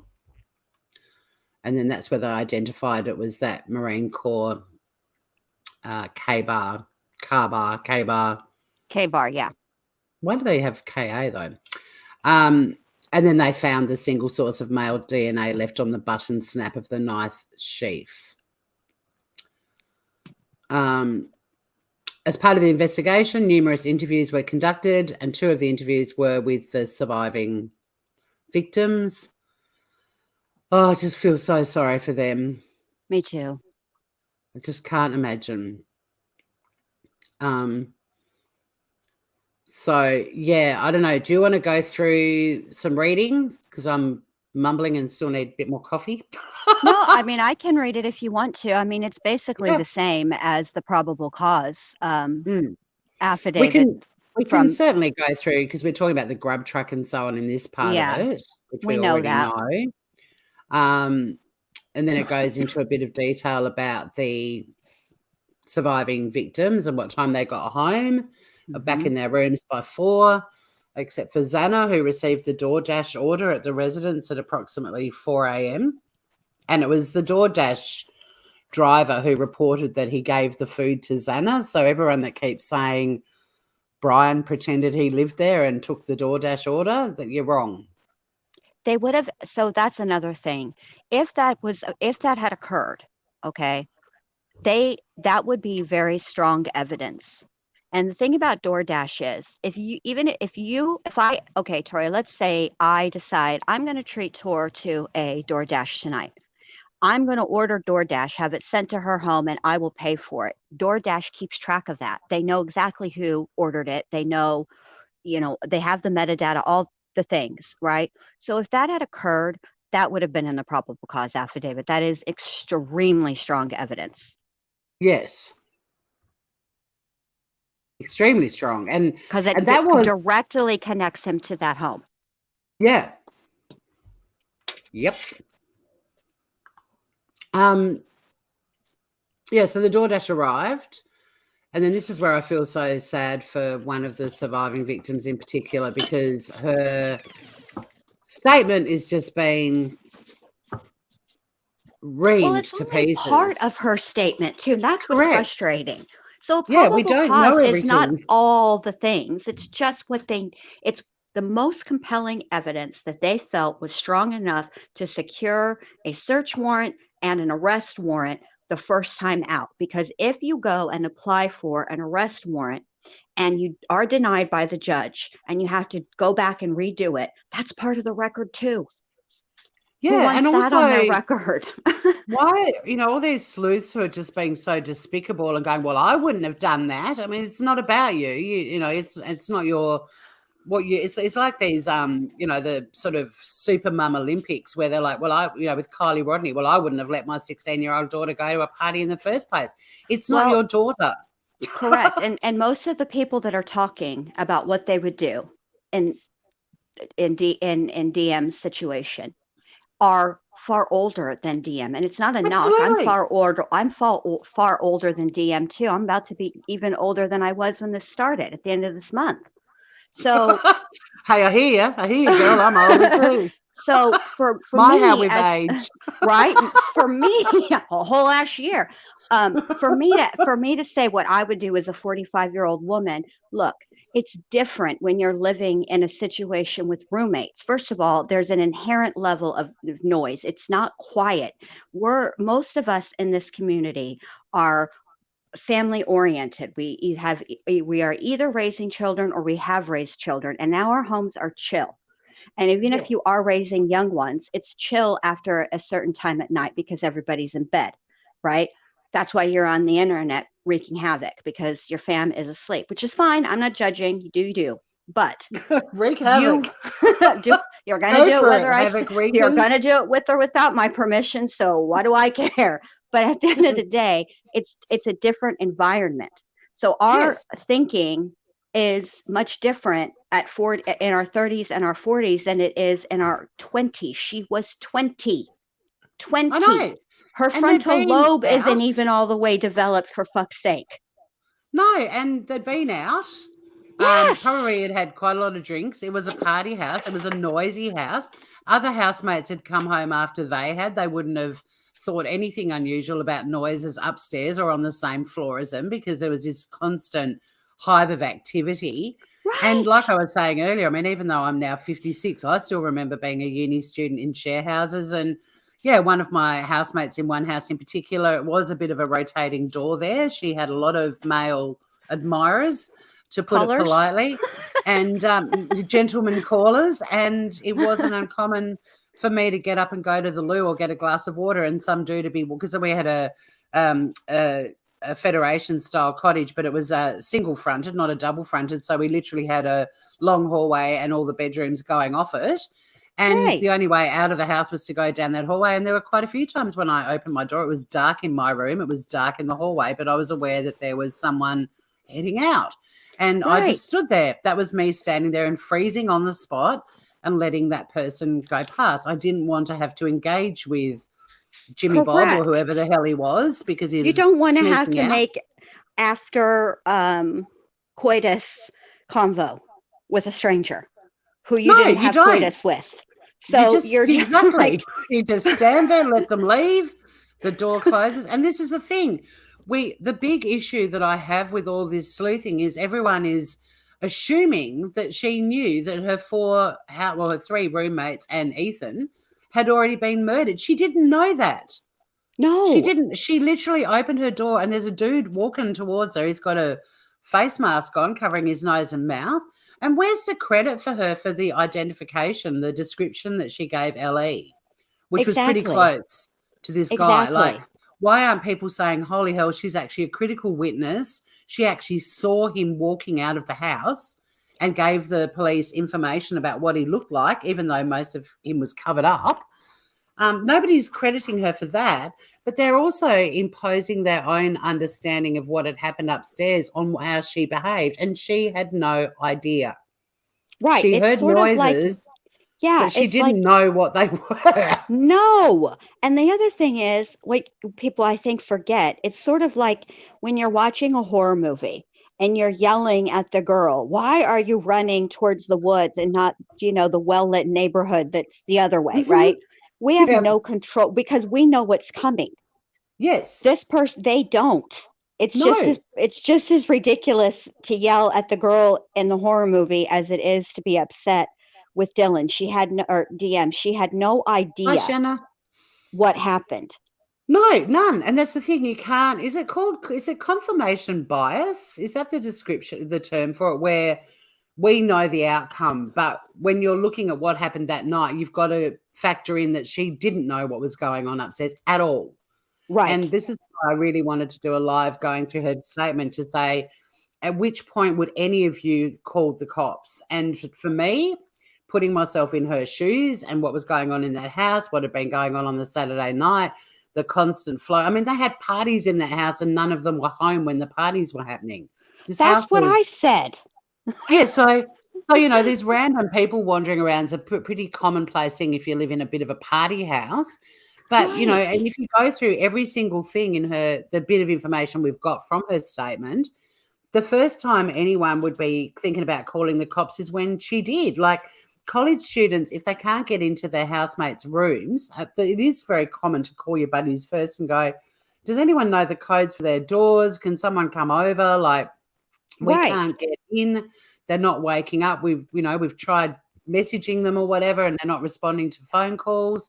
And then, there's people come over and everyone's like, no, we've got to call the cops. Something's not right. That to me is perfectly logical. But that's also the first time as a person in her shoes, calling the cops would be a sensible thing to do. You don't call the cops because some random dude is walking out of your house at 4 a.m. when you're in a party house that's got people coming and going all the time and partying there when you're not even home. Right. And then can we please acknowledge this part that everybody seems to be forgetting? The term walked. He walked out of the house. He didn't run. He was in no hurry. He wasn't worried. That's important too. And nobody wants to focus on that. And that is a very, very critical, in my opinion, element of his state of mind. He wasn't panicking, which means which is why I have maintained fervently that the sheath and everything was no big deal because he wasn't rushing. He strolled out that house, y'all. Yeah, cool. And it's incredible how quickly he killed them all, and that time frame is so narrow. It's unbelievable from when the crimes were committed to him. Well, from when he entered the house to when he was spotted on the camera in the Elantra leaving. It's such a small time frame. It's freaky. I like Joey's comment is spot on. She probably was like, who's boning the guy with the bushy eyebrows? And then went back to bed. That was what I was initially thinking. Look, and I'm not being judgmental when I say this because these were kids doing kid things. They were totally age appropriate shenanigans that were going on, and they weren't heinous or anything, for Pete's sake. Okay. This was not like a den of iniquity or anything like that. Okay. They were just doing 20-year-old kid stuff, 21, college age kid stuff. Yep. Kaylee had broken up. Kaylee and Jack were broken up. Yep. Everybody knows the saying, if you want to get over a guy, you got to get under a guy. And maybe that is what...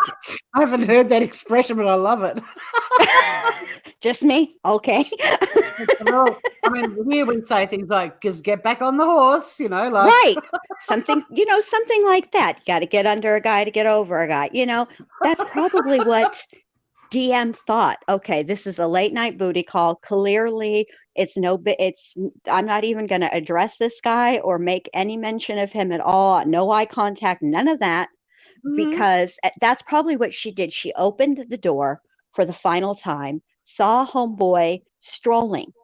I think had he done anything else, if he were running or panting or any of that kind of stuff, I think the vibe would have been very different. And I think she would have then called 911. But he wasn't. She would have slammed and locked her door and got on the phone straight away. But the thing is, he wasn't bouncing down the hallway or running out with a knife held aloft going, ha ha, I killed everyone, Right. Like he just casually strolled out. Like Michael Myers. That's how Michael Myers strolls through a home with his knife in his hand, just chilling. I mean, even Bundy, the only time he said he panicked and had to get out of there quick smart was when he did the door murders. Yes. And there was a light that lit up the room and that freaked him out and he escaped. Every other one, I mean, he murdered people in broad daylight with other people in the area and wasn't fussed about it at all. No, and that's another thing that people sort of forget with Bundy when they try to make comparisons between Bundy and Kohberger. Yes, Bundy did unalive girls in a sorority house, but that was not his typical MO. No. That what he did at the sorority house was a frenzied attack, and that is not normally what his MO was. His MO normally was to actually lure the women, the girls, to him by pretending that he had a broken charming arm them. or Yeah. Exactly. Just Can you coming help me? across, yes, as I'm no threat because look at me, I have a broken arm. What could I possibly do? Yeah, I'm struggling with the crutches in my briefcase. Can you give me a hand? And he was, I personally, and it's not because I know what he did, I think his eyes are too close together. Even though I do go for dark-haired men, I don't find him. But in terms of serial killers generally, definitely in the better-looking end of the spectrum. But you can see him charming people. The laugh and the unibrow are a deal breaker for me. His laugh is horrible. There's nothing cute. You know how people can have a weird laugh, but it's sort of endearing? His was not. It's disturbed. Real hollow. It doesn't even sound like he's even when he laughs at himself, it's like he can't even sell that. Like he doesn't even really believe he's that funny. But anyway, and the unibrow. Like, look, I get it. It was the 70s, but even and bushes were big back then. But for Pete's sake, I'm not asking to wax anything. Just get the tweezers buy a out. Pair of tweezers. Yeah, and just pluck those few hairs that are right there. It's just too much, Bundy. All right, so we'll have a look at. They had to do some extra waxing of that before they electrocuted him. For the I don't know. I reckon they wanted to hear it sizzle and burn. They wanted to add to the smoke that came off him. I know. But let's have a look at the surviving victim's statement, because we've just talked about, and I probably won't need to do this little video that I wanted to do about when would you call the cops. We can have a look at it in the little bit of information that we know. So she went to sleep in her bedroom and then woke up at about 4, which is fair enough because that was also the time of the DoorDash delivery. So there was a bit of noise there. But she also stated she thought she heard sounds and it might have been Kaylee playing with Murphy in one of the upstairs bedrooms, which wouldn't be unusual. They all had got home and had eaten their mac cheese and stuff. There'd been a bit of activity going on. Would you call the cops because you hear a noise that sounds like Kaylee playing with a dog? No, you wouldn't. A short time later, she heard who she thought was Kaylee say something to the effect of, "There's someone here." And a review of records obtained from a forensic download of Xana's phone showing it could have also been Xana, as her phone indicated she was awake and on TikTok at about 4:12 a.m. So, even you've got to think about this critically. Even Xana was awake and mucking around on TikTok when he was upstairs murdering potentially Kaylee and Maddie. And she didn't think anything of it either. Right. Xana didn't think anything of it either. So there's another witness, well, unfortunately no longer with us, but there was another person in the house who was awake who wasn't pressed at that at point all. in time. Yeah, was not mucking around on TikTok. So, would you call the cops then? No, you wouldn't. She looked out of her bedroom. She didn't see anything when she heard the comment about someone being in the house. Then she opened her door a second. So you wouldn't call the cops with that, but she's opened her door. There's no one there. Okay, that's all a bit weird. I'll just go back to bed. She then opened her door a second time when she heard what she thought was crying coming from Xana's room. Now, again, you live in a share house with 20 and 21-year-old girls. There's a lot of crying going on all the time. I cry at the sight of a, Labrador puppy in a toilet paper commercial. I'm that pathetic. But crying is not massive wailing and screaming sort of noises. You'd probably be like, what the hell's going on? But crying they may have just had an argument and she was a bit upset. Again, would you call the cops with that? No. Then she heard a male voice say something to the effect of, "It's okay, I'm going to help you." Now, that is a really creepy thing if it was him and he said that to her and then went on to murder her straight after saying that. But again, would that be something that you'd go, I need to call the cops if you hear a man saying, "I'm going to help you"? No, you wouldn't. Exactly. At approximately 4:17 a.m., a security camera located at 1112 King Road picked up distorted audio of what sounded like voices or a whimper followed by a loud thud. I haven't actually listened to that. Have you, Jen? No, there was some audio that was fake audio. That was fake, right? And I listened to it and could tell right away that it was fake. It just didn't have the ring of truth to it. And I think that it will definitely be played in court, but I'm very interested in what it actually picked up, because reading it and hearing it are two completely different things. And a lot of people have used that as another reason to go after the surviving roommate, because their thought is, if it was loud enough to be picked up on a Ring doorbell, how loud was it in that house? Yeah, of course. You But know, until which we I will actually hear it, we don't know. exactly. And that's why I mean, I understand that thought process. That thought process does make sense, right? But until we actually hear it, I'm reserving judgment because we don't know enough. I like to wait and judge until I have more facts.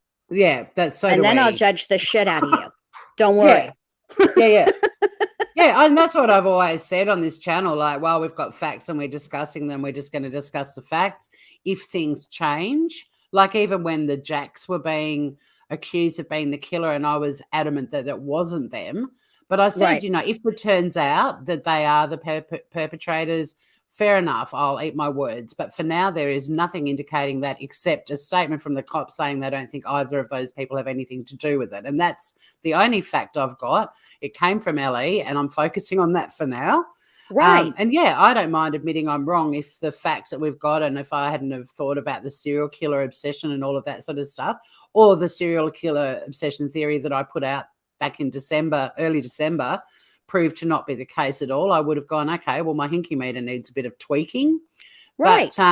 But yeah, you sort But of you wait didn't, till it even comes if you out. had even if you had been wrong about that, right? All you're saying is that he had maybe a fascination with that genre of film and that element of true crime. You weren't running around saying that, you weren't accusing somebody of committing this heinous act, right? That's very, very different Well, than there's trying to, even you know, there's even channels now though that are blatantly saying, you know, BKK did it. You know, whatever happened to innocent until proven guilty? Like, there are YouTube creators that I considered pretty respectable. The way they're talking about him now is that he's already convicted and sentenced. They're actually stating, you know, Brian killed them. He did this. He murdered them. And it's like, where's that presumption of innocence gone? right. You I have, mean, as much as we think he's a creepy weirdo, you can't, like, if you're going to follow these cases, you have to keep reminding yourself that people are innocent until proven guilty. That's the way the course of justice goes. Doesn't right. matter how gross we think the guy is. He's entitled to be presumed innocent until the evidence says otherwise, and he's found guilty. Correct. Another comment, though, that I wanted to make about this whole security camera picking up the distorted audio, it does say further in that paragraph, it mentions Murphy barking at 4:17, but this camera is less than 50 feet from Kaylee's bedroom. And if you look at the layout of the house, even if the surviving witness heard those noises as well, it was up on another floor, and the way the layout is and so on, it probably wasn't that loud or clear for her anyway. If it was near Kaylee's room, we need to get the Kaylee's floor room plan. above Wasn't DM's room above, wasn't Kaylee's room above DM's room, or was the living room in between? I can never, I don't know. We that need to house get is the so floor plan. oddly laid out that I Yeah. never can keep it straight in my brain. Let me see if I can get a copy of the floor plan. Okay. But even still, until we know exactly, okay, I'll give you a good example. So there was a trial several years back, Todd Mullis, and he was in Iowa, and he was accused of unaliving his wife with a corn fork, or yeah, corn rake. And there was a 911 call made when when his son discovered his mother's body in one of the barns. And then Mullis is in his truck with his wife and his son, and they have 911 on the line. And there are people who, after he was found guilty, listen to that audio back, and they think they hear Mullis saying the words cheating whore, because she had an affair. prior to this year, and was actually kind of having an affair at the time. But anyway, they thought that that's what he said on this 911 call. And I, to be honest with you, I've heard the audio and I don't hear that, honestly. Right. But that doesn't mean it wasn't said. No, I'm just going to clarify. It's actually Xana's room. It is Conodal that's mentioned in that paragraph, not Kaylee. Okay. That was my mistake. Okay. So Xana's room. But it sounds like they're probably the same noises that the surviving witness makes reference to. Mm-hmm. I mean, in terms of the thud, there's thuds going on. I mean, I had a thud in my house last night at the other end of my house, and I was like, what the hell was that? Because when you live on your own and there's a thud, you're like, okay. That's when you go and investigate, and probably maybe if once you've investigated, decide that you might want to call the law. Correct. But it turned out it was a rusty thing that I've got hanging out the front of my house, and it was very windy last night and it had blown off the hook. And that was the thud. But if I had a share house, if I lived with another person and heard a thud, I wouldn't think anything of it. No, of course not. Thuds all the time. You've got a few kids that have had a few bevies thumping around upstairs or on the same floor as you. And, thud isn't necessarily something that you're going to call the cops either. No. Okay, so I've corrected my error there. Sorry, it is Xana's room. And so Lee rightly pointed out it's right there on my screen. I was actually over Googling floor plans and didn't realize my error, but still I'm interested to hear what that audio is like down the track. So anyway, she then opened her door for the third time after she heard the crying. So she was a bit, the crying did make her get up and open the door again. And that's where she sees the figure clad in black clothing and a mask covering his mouth and nose walking towards her, describing him as 5'10" or taller, male, not very muscular, but athletically built with bushy eyebrows. He walked past her as she stood in a frozen shock phase. Now, a lot has been read into this frozen shock, and people have added frozen in fear and all of this sort of stuff. But like I said, I've opened my bedroom door to someone walking out of a share house I lived, and I froze on the spot. That's the way you describe what happened. You freeze, you stop moving. And remember, when this is the other part that people forget. When she is giving this statement, she's not telling what happened as it happened in the moment. This is a past tense event. So she's also has the benefit of hindsight. And I think people are reading into it more than what there is. You know what I'm saying? And they do all the time, because how has frozen in shock? Because it would be a shock to open the door and suddenly there's this dude you don't recognize and he's got a mask on. And I mean, whether it's like a COVID sort of mask or an actual, like a balaclava pulled up or your skivvy pulled up or whatever it was, but you're sort of like, oh, I don't know that dude. And you're freezing on the spot because you don't want to necessarily engage if it's someone slipping out after a bit of, oingy boingy or whatever. And let's be honest. Let's be honest here. We know what happened, right? So when we look at Koberger, we see something different. But try to put yourself in DM's shoes in that moment. And what I will say about him is this. Irrespective of his crime, in all of his pictures, he has an incredibly intense look. He has a very intense gaze. And that could be very off-putting to somebody and intimidating. And maybe she thought to herself, better not. I'm just going to shut my door and lock it. He's obviously on his way out. This is not that big of a deal, but this isn't somebody I want to talk to. No. People have got to cut this kid some slack. I know. And they're not. They've gone the opposite. And again, going back to the motion, talking about protecting victims and these online sleuthers that are ignoring that. Wait until more comes out. It's very, very likely that they will probably have, bless her heart, DM on the stand at that probable cause hearing. They don't necessarily need her but you never can. It's state led, and you never can tell. And it's very possible that they have her up on that stand. 6 months is a long time.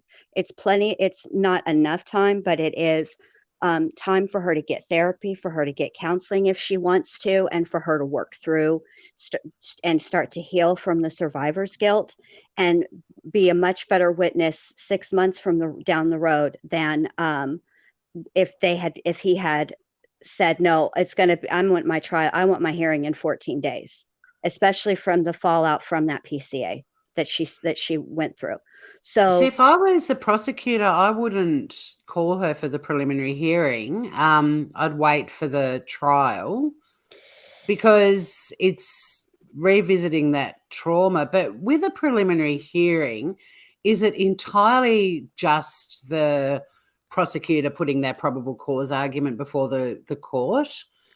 Yeah, and there is testimony and cross-examination. And so do they need her? That's the question. Do they have enough on him that they don't need to call her for the preliminary hearing and they wait for the trial? Because I wouldn't want to put her through it twice. It's dicey either way. Yeah. Because, okay, a lot of what we have in that PCA, and I don't get me wrong, circumstantial evidence is evidence, and it is important evidence. You have to take it in its totality. You can't cherry pick. You have to either, it has to be cohesive, right? And I think that it depends on the situation with the cell towers. Like the expert witnesses, they may be able to get in there to explain it, and make sure that there's no other possible explanation, yada, yada, yada. Because see, in that probable cause, they also have his cell phone pinging in Moscow on the 14th, and they don't believe his phone was there. And that's going to be something that, as a defense attorney, you would jump right on that.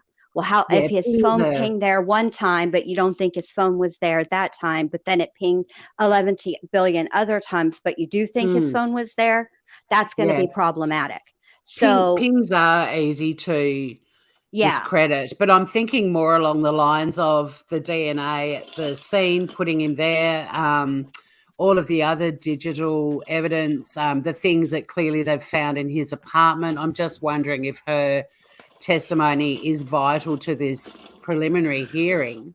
I don't think it's from a prosecutor's perspective, I would not want to put her through this twice. I don't think it's vital for her to actually testify, but I will say this. It's a dicey proposition, but it would be very compelling for her to be up in that witness stand and have her identify the defendant in open court. That would be extremely compelling.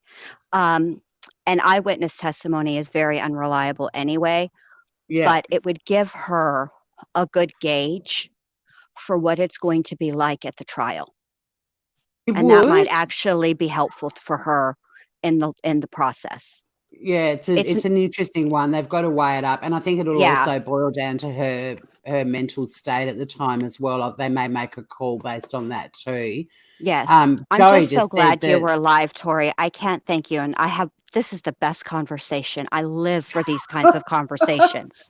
Me too. I have nobody to talk. I mean, I do have but not at home, and all my friends are at work right now. And so I don't have anybody. Mind you, most of my friends, some of my friends know our YouTube, but very few of them know the extent to which I participate on this platform. And a little plan I have too. Well, a little plan for this year that's coming together with my studies about social media interfering with the course of justice and how it's potentially damaging criminal and civil trials. It does require an increased usage of social media platforms. So, yeah, there'll probably be more of me on here. I can't wait. Ms. Kay, you said that she went to the admin for help when she heard it. I don't know who you're talking about. Do you know what that's about, Jen? Let me look. Oh, wait. Okay, Miss Kay. So it's that audio, the fake one, the one that we're chatting about earlier, and Miss Kay's just adding that she actually spoke to the lady direct in a Facebook group whose audio it was, because the audio was to demonstrate. I'm just going back up. The audio was ripped of a lady who posted it on TikTok to show people how clear audio would be from a neighbour's camera. It was her neighbours arguing. The lady lives nowhere near Idaho. True, but in this particular document we're looking at, they have referred to audio that they've got, which is why I think there's another audio recording. Yes, there is. They do have an actual audio. That audio that was released on TikTok was the original person who released it. It was a demonstration, and she made it clear. Yeah, however, but people still ignored that. Well, TikTok is a different interface, and so it's kind of, it takes a minute to get used to it. And if you're not familiar with it and don't really understand how it works, it's very easy for somebody to take. I mean, TikTok allows for sampling of sounds from other TikTokers. So it's very, very easy to create something like this and then spin it in a different way. And this is why I'm so cautious. I could have gone live yesterday because People Magazine is a large, huge, well-established publication, right? And I could have gone live and I could have talked about that article and said, well, they're the media, but they have there's rules in place. They can't just be printing any old thing, right? But I wanted to wait it out because I wanted time to think about it. And what I realized is who's coming forward that's close to the investigation that would have this type of information that isn't under a gag order.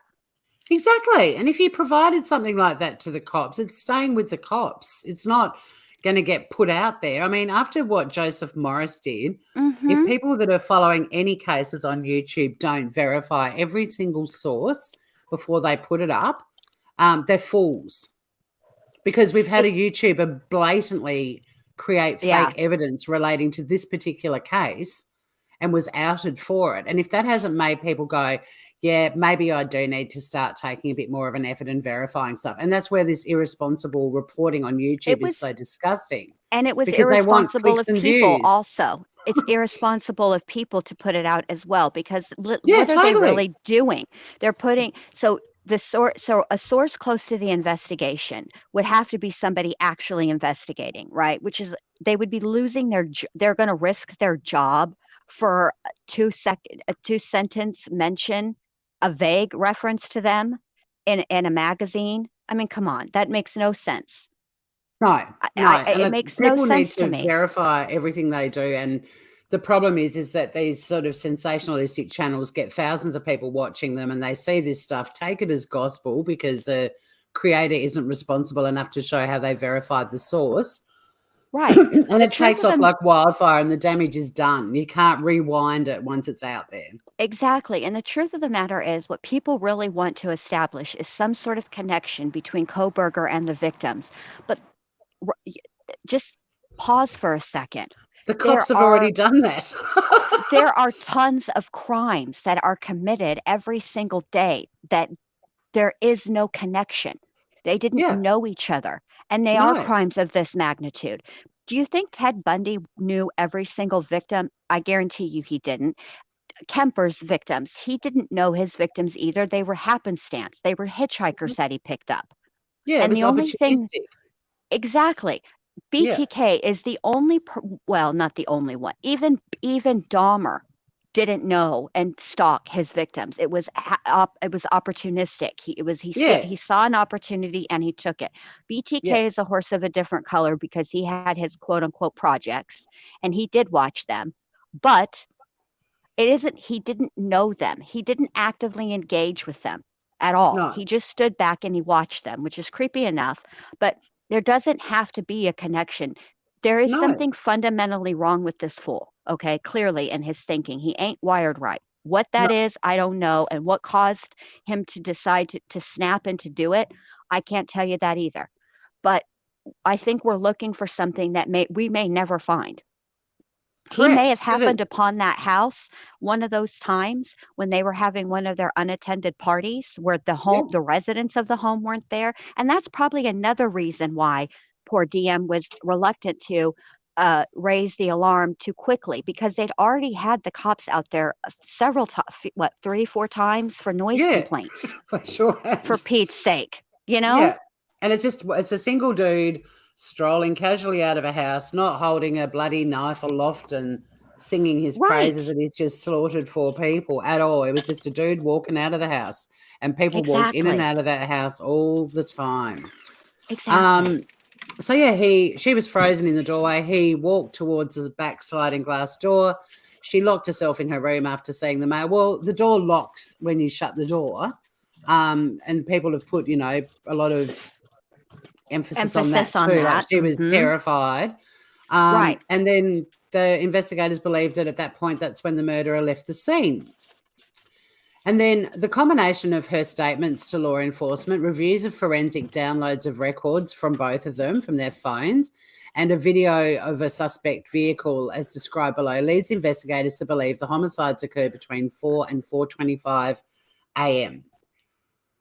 They were very clear from the start that they didn't think these 2 girls had anything to do with it. Yet, once again, the sleuths don't listen to LE, just run with your own narratives and get the clicks and views, people. It would be okay, too, if people questioned it silently. I'm not going to lie. The truth of the matter is, when I initially read the PCA, I stopped 2 places. One, at DM being on the 2nd floor, and I finally sourced and realized where it came from, how everybody just assumed.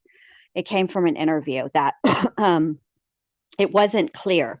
And by the Goncalves family back in the early days of the investigation, when the brother corrected the reporter on the rooms. And from there, he wasn't clear. He just said on a different floor.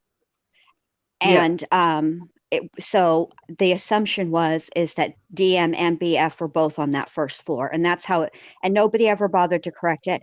Law enforcement had no need to and didn't care to correct it because, quite frankly, they did not want people knowing the details of this crime. That way, if they should get a confession, they would know it's a good confession, because nobody really knew the layout of that house. Where everybody exactly was. Even I got it wrong just before, so that was more of a reading issue. But, yes, I mean, for Pete's sake, though, it's, I saw, but I'm not going to lie. When I initially read the PCA and I read that part about DM, it gave me pause. I was like, wait, what? But then I sat on it for a while. I didn't even talk about, I read the PCA when it came out, but I didn't actually have a live about really going. I think I did later on that night, but I didn't really talk a lot about DM because I wanted to wait.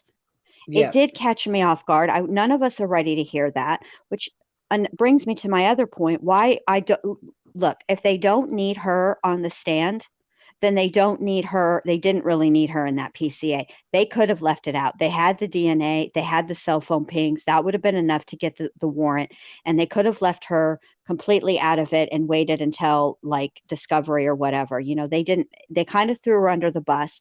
But the other thing is that people are also not paying attention to is clearly there's more to come. It says statements. Yeah, it literally says the word statements in there, which means they were interviewed more than once. And and obviously do you really think that DM and BF are at their age slick enough to get past the freaking FBI? Okay, Barney Fife is not the one investigating these murders. It's the freaking FBI is on board. Yeah. I know, but that was another thing when everyone was slamming the Moscow PD for taking such a long time, and it's like, well, then you might as well go live and also criticize the Idaho State Police and FBI as well, because they're also on the case. Why are you just honing in on the Moscow PD? Like, you can't criticize them, and they were very brutal of their criticism of the Moscow PD, but completely ignored the fact that there were 2 other police departments involved. And the FBI, for goodness sake. Yes. Yeah, and we haven't been given the totality. The probable cause affidavit is just the the skimming. I think the reason she was included is it's a positive ID of him, or at least a positive ID of someone who didn't live there leaving the house shortly after the murders had happened. That's why she's exactly. included. And then it does corroborate the evidence of that they have with the on the cameras of it being the white car that was then traced directly to this person. Yeah. Also, even this next paragraph talking about the latent shoe print that was located during the second processing of the crime scene by the ISP forensic team by first using a presumptive blood test and then amino black, a protein stain that detects the presence of cellular material. The detected shoe print showed a diamond-shaped pattern similar to the pattern of a Vans type shoe sole just outside the door of DM's bedroom, which also corroborates somebody walked past her room with that shoe on their foot. Right. And it was also consistent with her statement regarding his path of travel. Ka-ching. Boom, so, boom. Yeah. A part of the investigation, an extensive search commonly referred to in law enforcement as a video canvass, was conducted in the area of the King Road residence. The point of that was to obtain any footage from the early morning hours of November the 13th in the area of the King Road residence and surrounding neighbourhoods in an effort to locate the suspect or suspect vehicles travelling to or leaving from the King Road residence. This video canvass resulted in the collection of numerous surveillance videos in the area from both residential and business addresses. So far the public, we only knew about the car flying past that service station, the gas station, but they've got plenty of other videos from residential and business addresses. And they've also reviewed numerous videos that were collected and had conversations with the other MPD officers, ISP detectives and FBI agents that are similarly reviewing footage that was obtained. A review of camera footage indicated a white sedan, suspect vehicle 1, was observed travelling, and then they talk about the car going past the gas station. And it was minus a front license plate. But a review of footage... Which is compelling evidence as well, because there are states that do not require you to have a front and That's so back bizarre to license me. plate. We have to have front and back everywhere in Australia. Florida does. Texas does. There are some states.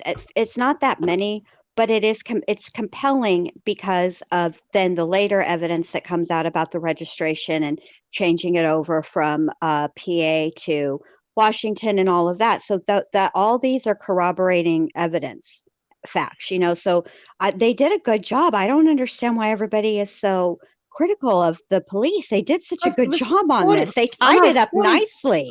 In 47 days. Yes. Look how long it took with Delphi, hello. Yes. And their suspect, for Pete's sake, was interviewed in the first couple of days of the dadgum investigation. Mm-hmm. I was going to say, just with the front license plate thing, how do cars in states where you don't need the front one, how do they get pinged for speeding? Because here, our cops have their little radar, and the way they get you is your front license plate. They do it from the back here. They have license plate readers here. So if they're behind you and catch you speeding, right, and they don't require the front, they can get it from the back license. They can get it from the back. But that's if they're driving. Do you not have cops on the side of the road holding? If they are on the side of the road, they can ping you with it as you pass. Right. That's how they're measuring the speed as you pass them. Make sense? Yeah, it does. It's just interesting because we sort of get detected speeding and they get your front license plate straight away, so they don't have to then do a 180 turn of the camera and get this shot of your plate as you go flying by. Well, also when they pull you over, most officers now are equipped with body cam and they turn that on. So as soon as they, approach the vehicle, they're getting a shot of the back license plate and, so. Yeah, interesting. Another difference between fair countries. Yes. So there's review of footage from multiple videos obtained from the King Road neighbourhood, and there's multiple sightings of this vehicle between 3:29 and 4:20. The 3 initial passes by the house, And then based off my experience as a patrol officer, this is a residential neighbourhood with a very limited number of vehicles that travel in the area during to the early morning hours. Upon review of the video, there's only a few cars that enter and exit this area during this time frame. Interestingly, as much as I think Bullhorn Betty is a nightmare, when she was standing outside the house, it gave you a really good perspective of how narrow the street is that goes past our place, and also how heavily congested it is with houses. Like, everything is so close. You know, the initial footage of the house, or the photo of the house that we first saw, it looked like this little house set all on its own up at the base of a hill. But then when she was actually reporting from the street, the properties are so close together, and the street itself, especially with cars parked on both sides of it, it was a very narrow road. Right.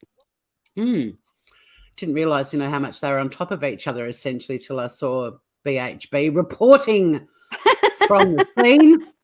Live from Moscow. Then the vehicle enters a fourth time at approximately 4:04 a.m., stopping and turning around, did that little sort of 3-point turn, I guess. And then when it was in front of the King Road residence, it appeared to unsuccessfully attempt to park or turn around in the road. So not only is he a creepy weirdo we can't understand and a violent, horrible, allegedly murderer, he's also a really bad driver. But he pulled off a 3-point turn. Well, after unsuccessfully attempting to park or turn around. How do you pull off a 3-point turn, but you can't park or turn around? That's what I want to know. Well, look at Bullhorn Betty on the scene. Very narrow road, and he's not a good driver, obviously, because then he did then go on to do the 3-point turn. I mean, way to draw attention to yourself in your car, for goodness sake.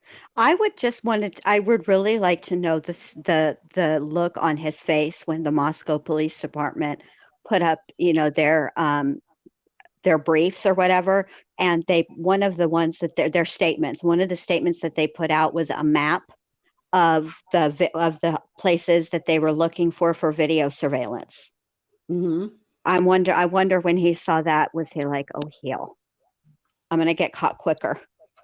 Yeah, well, I mean, that's I better go out for my last meal with my parents in a poorly lit environment. It's totally one of his biggest, deepest shits and highs and moments, when there's a house that you're going to target and it's got woods backing onto it. I mean, how about park your car a little bit further away, go through the woods into the house, do the deeds, yuck, and then leave and go back through the woods and get in your car and disappear. But again, was that part of his plan to get caught? Who knows? If we're subscribing to the theory, this is all part of the thrill for him, being arrested and everything beyond. Maybe that's precisely why he demonstrated his poor driving skills repeatedly. Maybe that's why he did so many passes, because he wanted them to understand unequivocally. Yeah, this is me. Him. I'm here in my Elantra, and I have never heard, how is it pronounced? Tell me again. Hyundai. I always say Hyundai, but I know Hyundai. That's wrong. Hyundai. All day, every day. Hyundai. Now, the reason I have to clarify that for everyone, because everyone's like, well, what makes you the authority on how to say Hyundai? Only because when I did breakfast radio, we used to do live reads for sponsors, and we were sponsored by Hyundai, and we weren't sure how to pronounce it, because I think I said Hyundai and my co-host said Hyundai or whatever. And when we called them, they contacted Korea and South Korea, and in South Korea, the way they pronounce it, they've got extra vowels and like the way they pronounce vowels. So it's incredibly hard to say it the way they do, because it's not part of English. But essentially what they told us was just to go all day, every day, Hyundai. Well, there you go. So Hyundai. Here I am in my Hyundai. I'm, I mean, it's not Hyundai. I've heard a lot of US people calling it Hyundai. That's because when they do the commercials here, they say the word Hyundai, which is the so Hyundai weird, Elantra. Bizarre.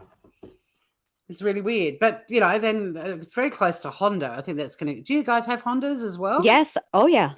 Well, that's just confusing. We have everything that you guys have, for Pete's sake. Well, no, because I just came back from Singapore and there's a brand of electric car called the BYD. Do you have them? I bet you don't. I don't think so. No, the largest car manufacturer of electric cars in the world, BYD. They're way more affordable than Teslas, but I suspect they're not in the States because they're made in China. Probably. That's probably a fairly reasonable assumption. But they're not made in Australia either. But the really funny thing was this car pulled up. We called a U-Grab, which is the Singaporean equivalent of an Uber, and it's but way cheaper and really good.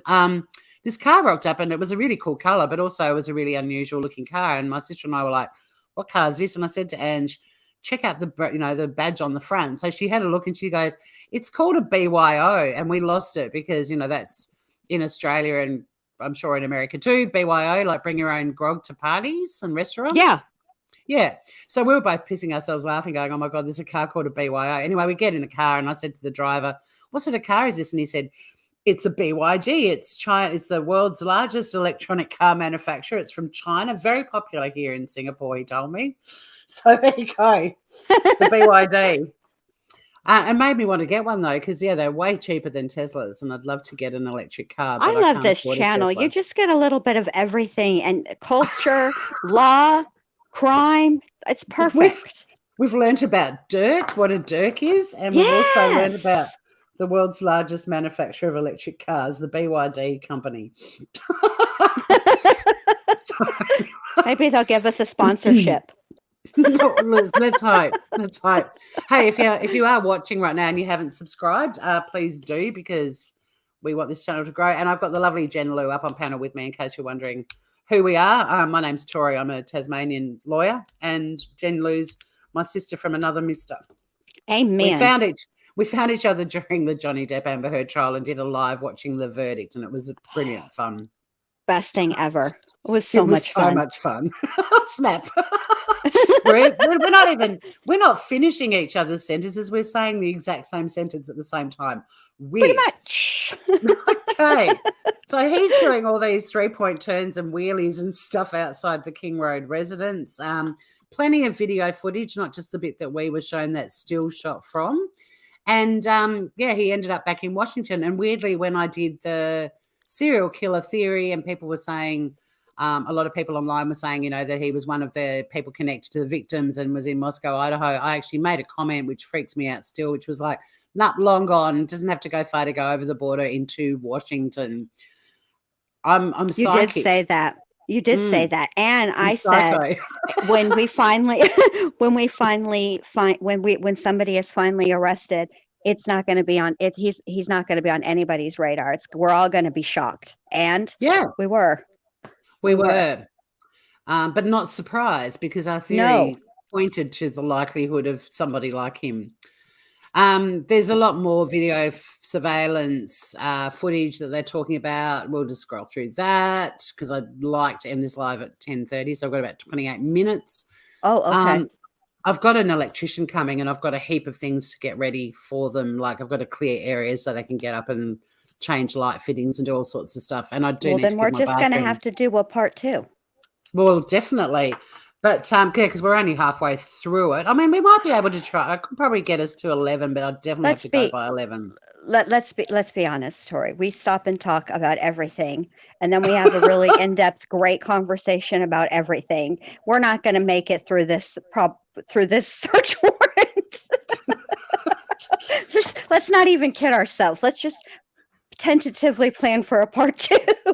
Exactly. Well, this is why I'm going to quickly race through the vehicle stuff, because then they found him. They saw him returning and driving around over in Washington State University on the same date and so on, and was picked up in cameras in Pullman in Washington and on the campus as well. So lots of footage. This apparently is a depiction showing the path of travel, not to scale, and not very clear. So I'm just going to keep rolling and scrolling. Oh, we've got more stuff here. Look, for those of you into the car stuff, go for broke.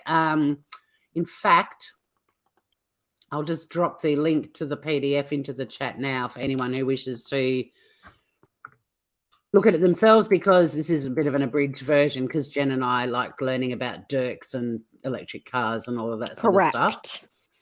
The important details.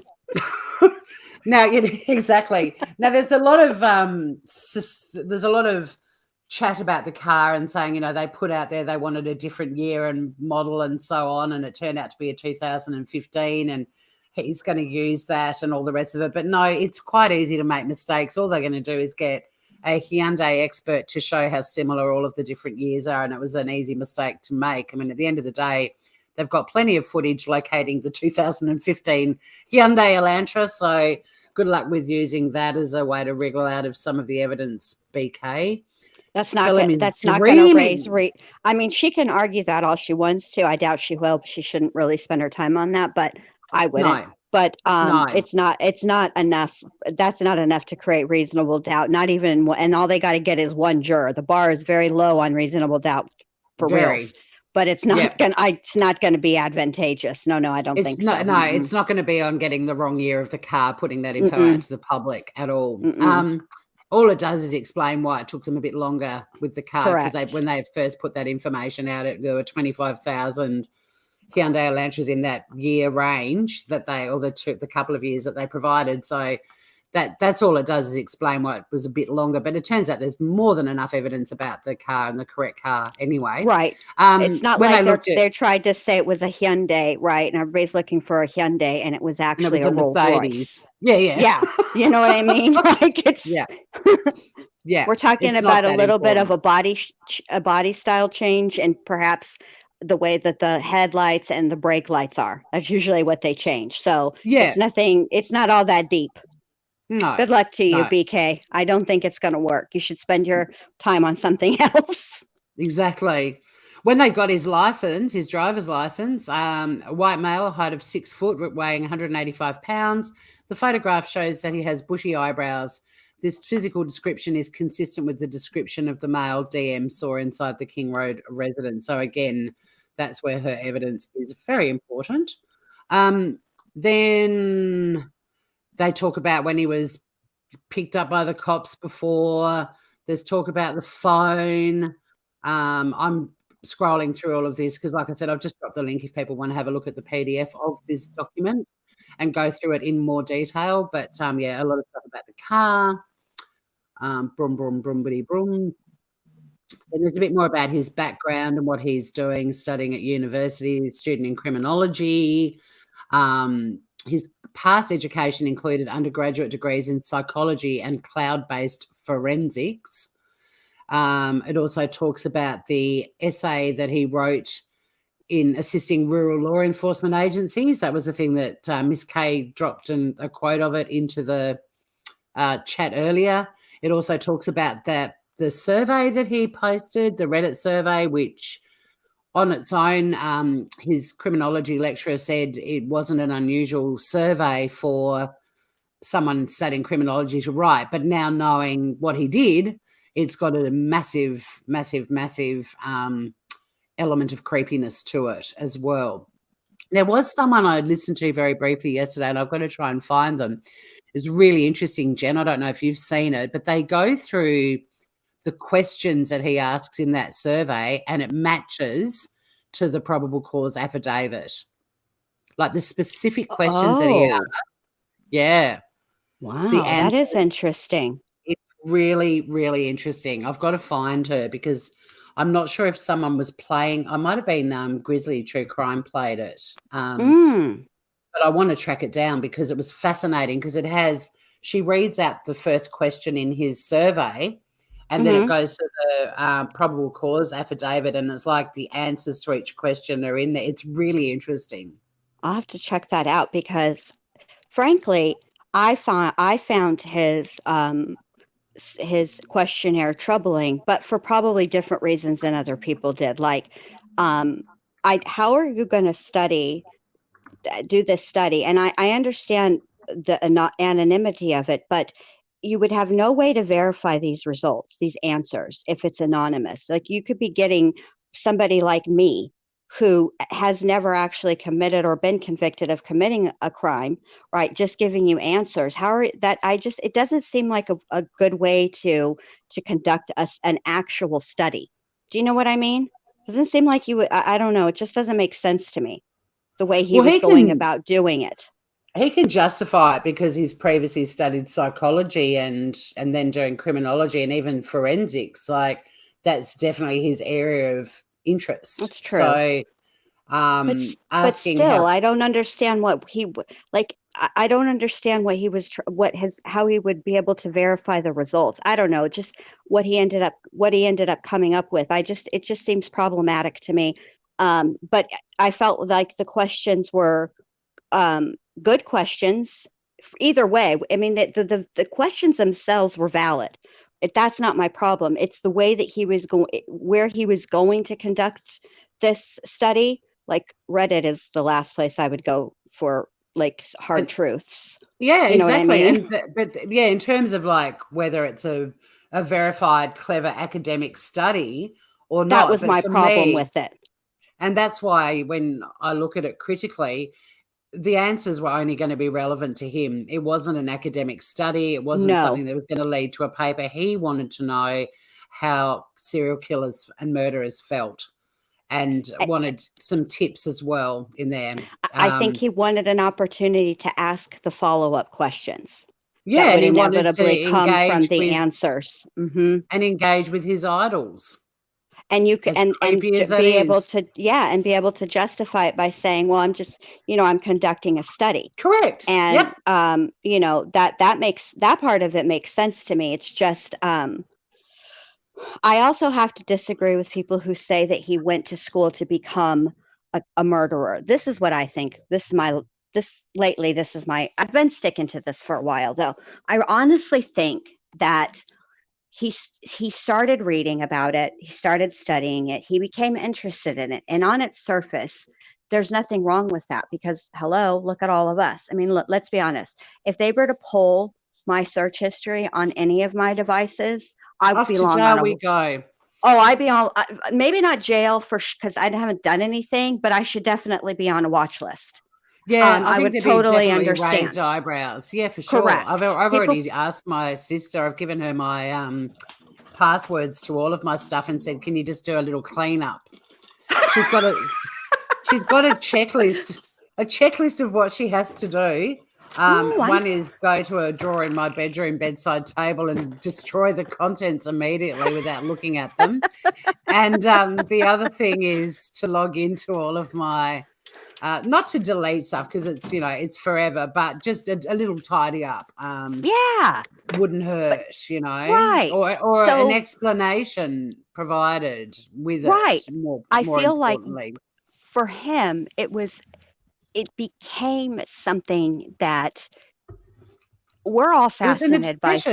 Yeah, but we would never cross that line. Our thought process, we will think about this case and the whys and the wherefores, but not, that's where it will end for us. For him, it was like reading about it, talking about it wasn't enough. Something switched in him. He had to live it. And he wanted to live it. Yeah, I mean, Francesca's made a comment. She does add further down that freedom's everything to her. She doesn't get it, but she says, I can't comprehend a person intentionally ending up in prison. And I feel that based on what we've seen or heard about his past, and I'm not even putting that much influence or importance on what people have actually said. I'm going from a video footage of a whole lot of people at an event, and he's just sitting on his own in a corner looking very sullen and being ignored by everyone. And based on that, I mean, a picture paints 1,000 words. He has been described as socially awkward and not overly popular and everything else. This is a guy who suddenly has an obsession that's basically put his name on everyone's lips. And he's notorious whether he's acquitted or convicted. And he probably became so obsessed with it that he had this overwhelming desire to actually become a murderer. And he figures, what else? He's got nothing to lose. He's not really, have much success with long-term relationships or anything like that. He's socially awkward. He's clearly an academic. a bit of a loner and clearly a loser. So, it sort of, to me, it makes perfect sense that all of this became this obsession, but it wasn't enough just to read about it. He actually wanted to live it, and he is. And I think the thing that got him to the point of, like, this is just a theory, of actually doing it This is, of course, assuming he did it. right. Assuming if he did what he is accused of doing. My theory was what set him over the edge, what the catalyst was from going from an academic pursuit to a more hands-on approach, was being rejected by Pullman. Because think about it. Now, this is somebody who has got, his school is his life. Yeah. Right. And you go and you apply for an internship, which typically is not paid, and you get rejected. And that's your first taste of what it could potentially be like for you in the real world after you get your doctorate. Are you hireable? You spent all this money, taken out all these loans, done all the work, and you can't even get in on a volunteer position. And I think there's a lot of rejection too. I mean, I'm not fully buying into the incel theory, but I do believe that he's been rejected consistently because he's an awkward person. But you're right. Like, I mean, how humiliating to not be accepted essentially for a volunteer role, and you've got all these qualifications. You're 28. You'd be thinking you're incredibly hireable, but the reality is you're not, even for an unpaid role. Right. I mean, that would freak. Now, somebody like me, I would be freaked out, no doubt. But that would not make me say, well, YOLO. I would not put it in the fuck it bucket and then just go on a spree. Like, it would not, I wouldn't do that. But that's just me because I don't think that way. But clearly, and I'm not as compelled. This is something that people don't ever talk about very much, and it does truly, truly fascinate me. I am fascinated by the professor at DeSales, who is the one who initially recommended him to the doctorate program. Yeah. And encouraged him. And when she was asked about his arrest, her exact quote was, "I was shocked as shit." Yeah. Now, this is a woman who is also a criminology professor. So she studies all the things. And he got under her radar. So I am more moved by the things that she says than the sixth grade girlfriend who rejected him. And because he said weird things. This is what killed me. He said weird things like, "You're very pretty." Hello. Okay, that's not all that weird. I was waiting for more to the sentence, and there wasn't more. So I was like, okay, I'm more compelled by what she has to say than what somebody from sixth grade had to say, or even like his students. All they really said was that he was intense, and other students that were in class with him said he was annoying because he's like me, who gets asked a simple question, and my kids always say, "Why do you have to give a whole Miss America speech about it? That's your answer." And it's an area that he's passionate about. I mean, I could talk for days about social media messing with the cause of justice. So things that you love and care about, you can talk incessantly. And look, I had plenty of lecturers that were intense. Law is an intense area. Criminology is intense. I also had lecturers and tutors who were not even remotely intense because they were stoned all the time. Right. Meant nothing. But the fact that his professor was shocked, that is what stuck out to me. That is what I found more surprising than any of the other people who've come out of the woodwork and said things about him. Even the aunt who said, well, he required different pots and pans because he is a strict vegan. That wasn't even that big of a deal to me. No, a huge hullabaloo's been made about that. I've one of my share houses, not the one with the revolving door of men walking in and out all the time. Another one. I lived with a vegetarian. She clearly liked meat. Oh, sorry. Yeah, the other house was very pro-meat for sure. She's clearly a meat eater. But I lived with a vegetarian who actually bought her own pots and pans. She didn't ask us broke uni students to buy other ones. But her only request was that we never use her pots and pans, which was fine. She had her own shelf for them in the kitchen, and they weren't in the same cupboard as any pots or pans that had meat cooked in them. But her only request was that if she was at home, we cooked our meat on the barbecue, which we were happy to do anyway. So when that whole thing about the pots and pans thing, that wasn't something that I thought warranted going to town about for days on end about how he's such a weirdo, because I've had a very similar experience living with a vegetarian, and she was, it wasn't an unreasonable request, and we were more than happy to cook our meat out on the barbecue if she was home. And when she wasn't home, we cooked every bit of meat we possibly could and had a great time doing it, and we'd have music playing and be like, we're cooking meat in the house, we're cooking meat. And then she'd come home and smell it and burn incense, but didn't say a word to us. She wasn't fussed by it. She's just like, well, I did only say when I'm home. And it was more the visual of it that bothered her than anything. Everybody has little idiosyncrasies, okay? Yeah. Look, if God forbid, let's just take me for example. If something occurred and I was all over the news, do you know how many people from YouTube would come out and be like, Jen Liu, oh yeah, we know her, obsessed with true crime, obsessed with serial killers, had very random facts that she would spit out every so often about said serial killers. Not only that, but she ate her Skittles in a specific order. I don't eat all of the Skittle flavors at one time. I like to start. You've got to. I separate them too. It's yes, I have. I am. You can't have a fruit bowl in your mouth. No, they want you to taste the rainbow, but not all at once. People misunderstand that quote. I hear you on that one. They want you to savor the individual flavors. I'm the same way with my gummy bears. I'm the same way with the mixed M&Ms. I can't do the crunchy and the peanut and the plain together. It doesn't happen ever. Never. No. I'm that way about all of my food. When I have breakfast for dinner or breakfast for breakfast, I don't ever put my bacon and hash browns on the same plate as my pancakes. It doesn't matter that they're all going in my mouth or they're all going to end up in the same place. I don't want the syrup touching my hash browns or my bacon.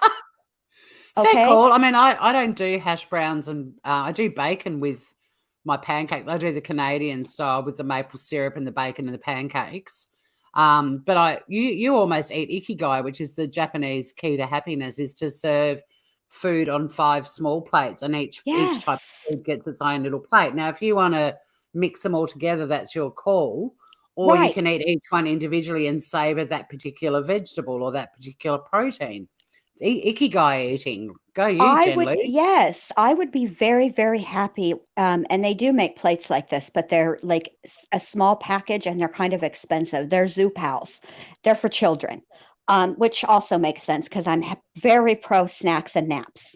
I'm like a toddler, basically, who can vote, be on a jury, buy alcohol, is responsible for other tiny humans. But I am basically a big toddler. I've got tiny plates and bowls, and I eat my ice cream with a teaspoon in a small bowl. Yeah, I would be very happy if I could eat all of my meals on Zoo Pal's paper plates because they have the little sections. Yeah. So none of your food touches. Like the old TV, frozen TV dinners that used to come out on the tray, and it had each little. Or even when I was at high school in America, our lunch tray had divided sections. Yes. I would be perfectly happy with that. And so if everybody started, and I'm not saying that. Listen, I'm giving him the presumption of innocence, although it ain't looking good, BK. I got to be honest. It ain't looking good, BK. It ain't looking good. But if somebody were to pull out all of our little idiosyncrasies and analyze repeatedly, put everything we ever did under a microscope, I'm telling you, whack jobs. Correct. Like people are enjoying the shit out of me right now. Okay.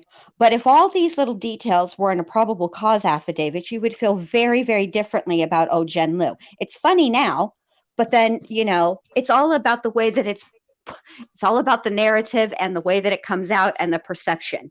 You know what I mean? So I think some of the stuff that some of the things that people are spending an inordinate time analyzing over and over and over is kind of too much. It's kind of not worth it, and you're focusing on the wrong things, in my opinion. As Lily's pointed out, bento boxes, and yes, we're now going to be considered weirdos because we like eating bento style, not all in one big pile.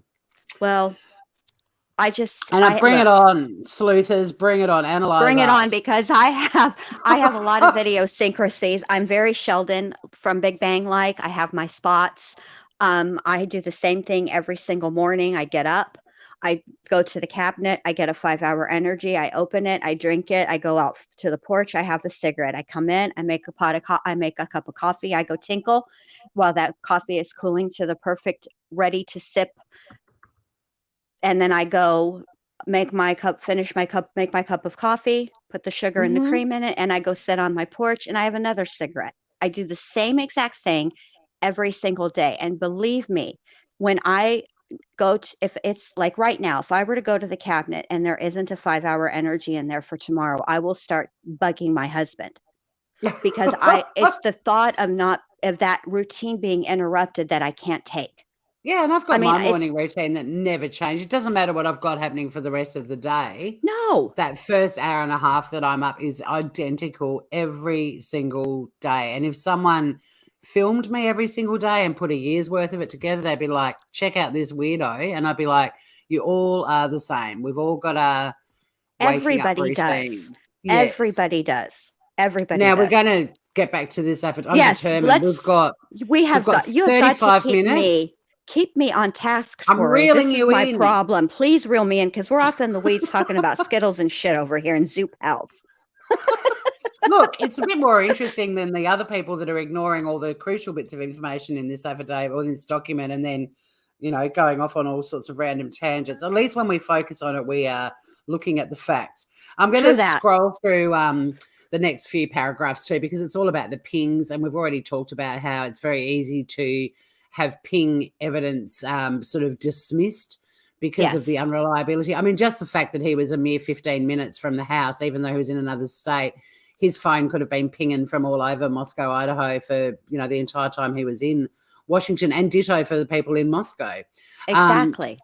Even the thing about the phone being turned off, it could have just gone flat and then he plugged it back in and it recharged and came back on. My phone, if it goes flat in the car, takes about 5 minutes before it can be turned back on. Minimum. I am so glad that you used that term, that your battery went flat. There was a Facebook post, and it was supposed to have been written by one of Brian's family members, right? Which I could tell it was fake straight off, because first of all, it has the security guard at WSU who pulled up the list of all the, it was him. And he and Brian were chopping cocaine with the I read the knife. same post. Okay, calm the fuck down, Tony Montana. I don't know anybody that's cutting coke with a Rambo knife. That's ridiculous. Like, everyone's are you cutting got a credit card or a kilo? What are you doing here? Yep. All right. Then there was his battery went flat, and I knew straight away that is not an American term. We don't say that. We say our battery is dead.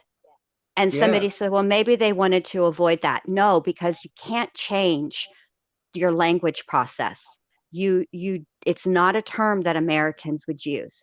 If we were use flat battery, like we say my battery's going flat, but we also say my phone is dying or my phone just died.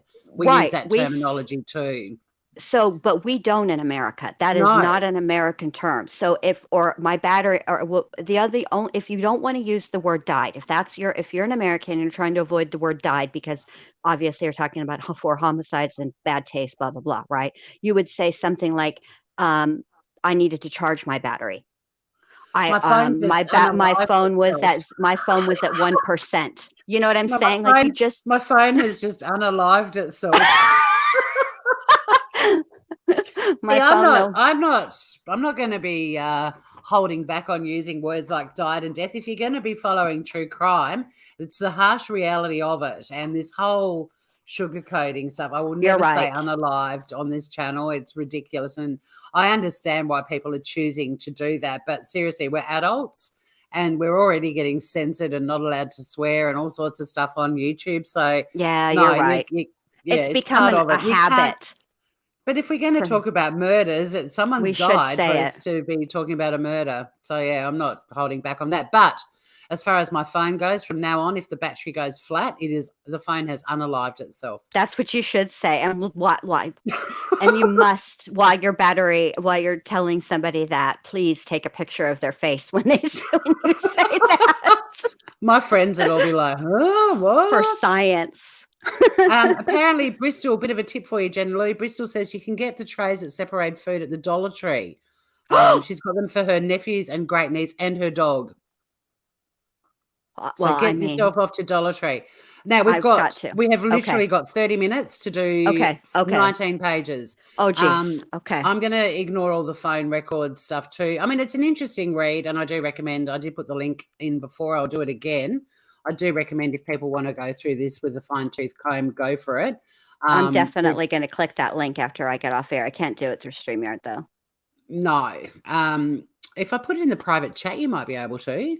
I probably could. But even still, I could always go back afterwards. No, keep reading. Go ahead. Don't worry about it. I'll go back after the live ends and click the link. This little girl in Tasmania. Hi, Ruth, too, by the way. I'm not sure I said hello to you, or Bristol before. Hello. It's not... the reason they were sealed originally is because of the amount of information that's contained in it, Joey. And the reason, I mean, it's a standard thing to get a warrant, search warrant, but it was unsealed because pretty much the same information was put out in the probable cause affidavit. So unfortunately, courts are still operating in a pre-social media context. So a lot of these processes, like even applying to have it unsealed, it still has to go through the courts, and there's nothing really unusual about it. It's just you've got to identify the court procedures don't necessarily keep in time with what's going on the media, social media. And unfortunately, they sort of have to assume that the public are being responsible with the information as it comes out, but we all know that's not the case at all, unfortunately. Okay, so we're still talking about phones. Hopefully, there'll be quite a few pages of the phones. Then they're looking, this is the pinging sort of route that they've got. Okay. And like I said, feel free to go through this with a fine-tooth comb. But at the end of the day, all of this evidence is going to be put in the court and not taken as seriously as other evidence. It's just not that reliable, the pinging stuff. But it does connect him and the car and being at the property and all of that sort of stuff. So that's where it is. It puts him in the area and the car. So yeah. And the other thing is that the car is important also because it's been well established even prior to the murders that Brian is the only person who drove that vehicle. When he had the two stops, in August or in October, he was alone in the vehicle. And even when they stopped him twice in Indiana, he was the one driving. Yes. So those are all important. It's just all going to tie it together. Also, where it is important is whether or not they can establish his efforts to stalk any of the victims. And this is a paragraph on the screen at the moment. So this is where the phone evidence is certainly relevant, because if there's a pattern established, and there has been, they will be using that against him as well. And whether it proves that there was a motive directly connecting to one of the victims as opposed to the house being targeted. Right. So that's where it is relevant. And again, you guys can go through that because it talks about his historical records from AT&T, looking at the account, which was opened back in June last year. And they're able to determine estimated locations for his phone throughout the months leading up to the murders on the 13th of November. And in fact, he was in the area of that property at least 12 times before that horrible night on November the 13th. All of the occasions, except for one, occurred in the late evening and early morning hours of those particular days. So that's pretty damning. Explain that, BK. Well, explain that, Ann Taylor. For BK. For BK, yes. Somebody asked me, they didn't understand why they thought that because it says here now attorney for, but it's all the filings are filed like for Brian. They thought that meant that Brian was going to represent himself, and I had to explain, no. The attorney is the spokesperson for Brian. The case is the state of Idaho versus Brian C. Koberger. So his name it will be on all of the filings as if he is filing it, but it's his attorney is filing it on his behalf. He's not filing it himself. That's not what that means. They think he's going to. No. Do you think he'll represent himself? Hell no. Absolutely not.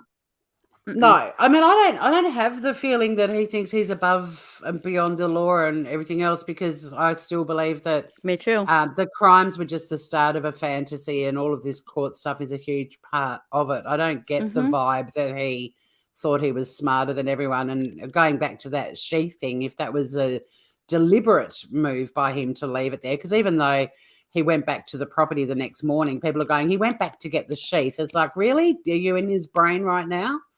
He may have literally just been driving past to see if the cops were there. I wonder if anyone's onto this yet.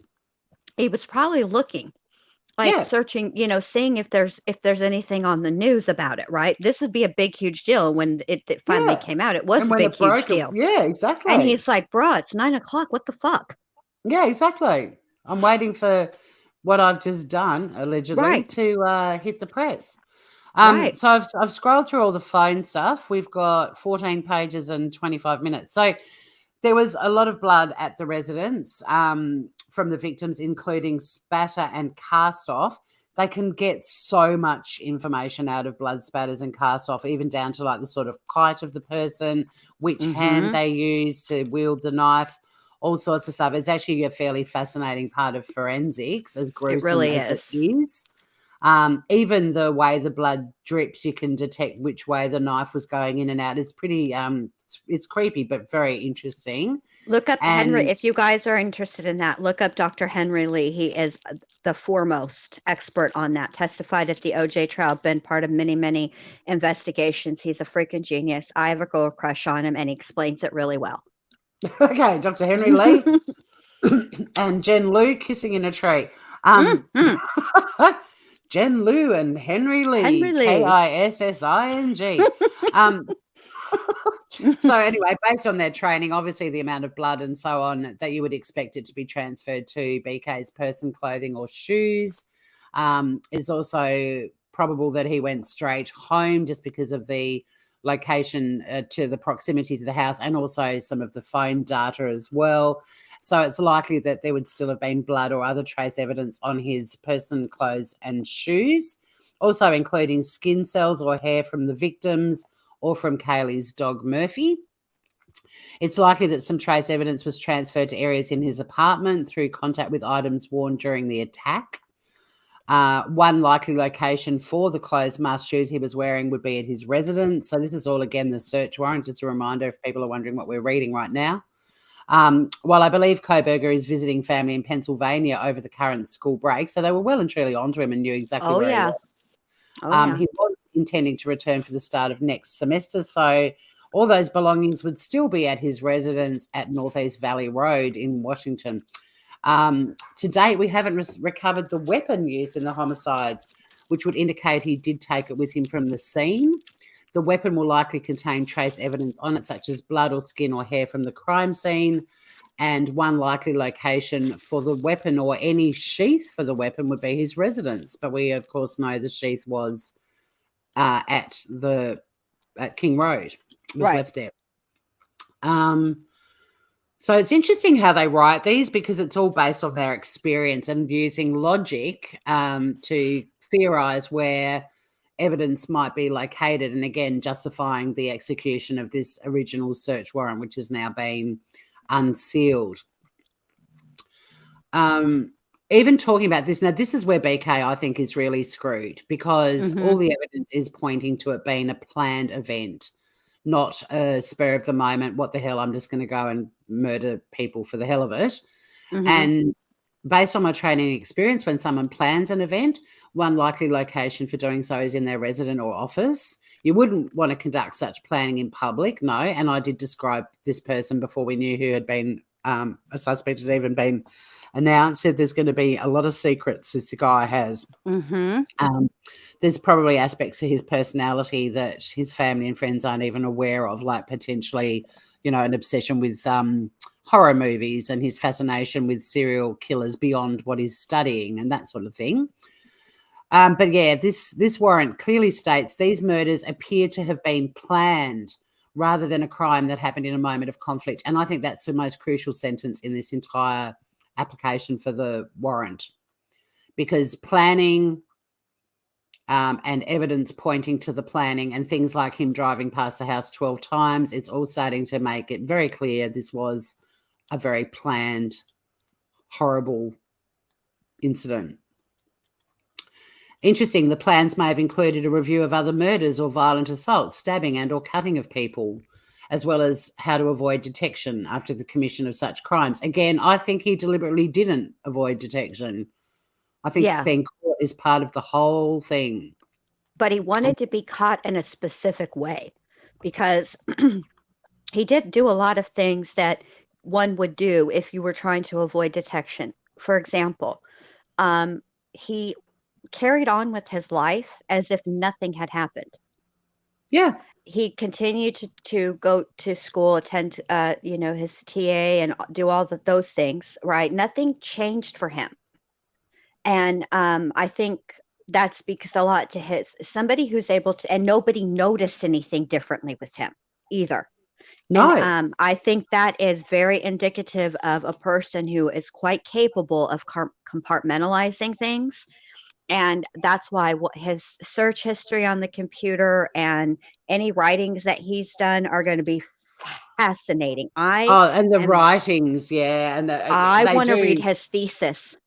Yeah, well, they're referring a lot in this particular part of the document that I'm scanning through a bit now out of need to expedite. But they're talking a lot about handwritten notes. And, I imagine they will be absolutely fascinating if he has planned it all and written it down. Love to get my hands on that thesis. Yes. I want to read that thesis. Yeah. Yeah. Plus, all the digital evidence is going to be fascinating as well, even just his search history. So we're talking about all the digital devices and media and storing bits and pieces. Even if you try to erase it all, it's still easy to access. And they're talking about device-generated data, digital devices, especially like locations and so on. It might even, lead to other evidence like the knife. I think they'd be scrutinizing all the digital data they've got on where he went after the event to see if they can locate where the knife is. Where do you think the knife is, Jen? Do you have any feelings about that? So in that PCA, when they're tracking the movements of the cell phone, that weird drive that he did to some random place. Yeah. There is a place over by that coffee shop, like literally directly behind that coffee shop, that's called Snake Lake. And or is it Snake Lake or Snake River? I can't remember, but it's Snake something. I've heard it being referred to as both. Okay. That's where I think it is. It's kind of fitting, isn't it, that the knife ends up in Snake Lake? Isn't it? See, I kind of have a feeling that those little details are apropos and I think very well planned. Me too, but I've always felt that he buries it under a tree because it could still be at Snake Lake, because I don't know if he wants to let go of that little souvenir. Like he wants to be able to either go back and get it at a later date if he didn't get caught, or tell somebody where it is, or just laugh knowing that they're never going to find it. And if that's the latter, then it's more likely he threw it into Snake Lake. See, I think that this is my thinking. I think he wants to be caught, but he doesn't want to make it easy. And the trial is part of that, not making it easy. He's well aware of reasonable doubt and, how problematic it could be for them not to be able to find the actual murder weapon, or not just not to be able to find the murder weapon, but not to be able to prove that he even owned a K-bar knife. Like if there's no purchase history or anything like that. I mean, the murder weapon is a huge element. It's not completely necessary, but it's something that, of course, the prosecution would like to have, ideally. Oh, absolutely. And I think he's enjoying the squirming that he's making Ellie do. Totally. And that's where I think people are underestimating him, because they're all going down this road of big ego, didn't think he'd get caught. I don't get that vibe at all. I get the cat and mouse vibe 100%. That's what I've been saying. And people have been, no, Jen, he wanted to commit. No, he's in criminology, which means just by very definition, he realizes that there is no fucking perfect crime. Correct. If there was, we wouldn't be able to, there wouldn't be this is why we have a whole criminology. So there is no perfect crime. This isn't 1972. Even from my criminology days, and it was my first year of law school, so we're talking 1988.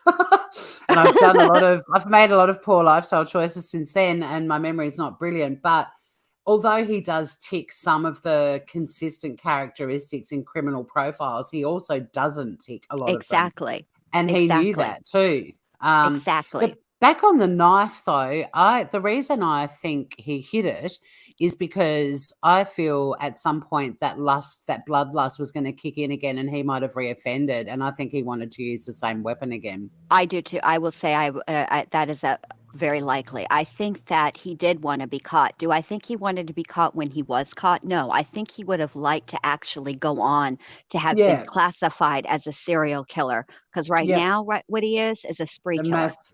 Well, he's also a mass murderer. Mass. That's what I meant to say. Not a spree killer, a mass murderer, because he's not been at more than one location. Unless weirdly he does end up being linked to previous murders prior to November the 13th, 2022. Now, see, I've been thinking about that, and his DNA is now in CODIS, which means that the other murder that happened a couple of years prior to this, if there was any DNA, I feel like we would have heard about it by now, but maybe not.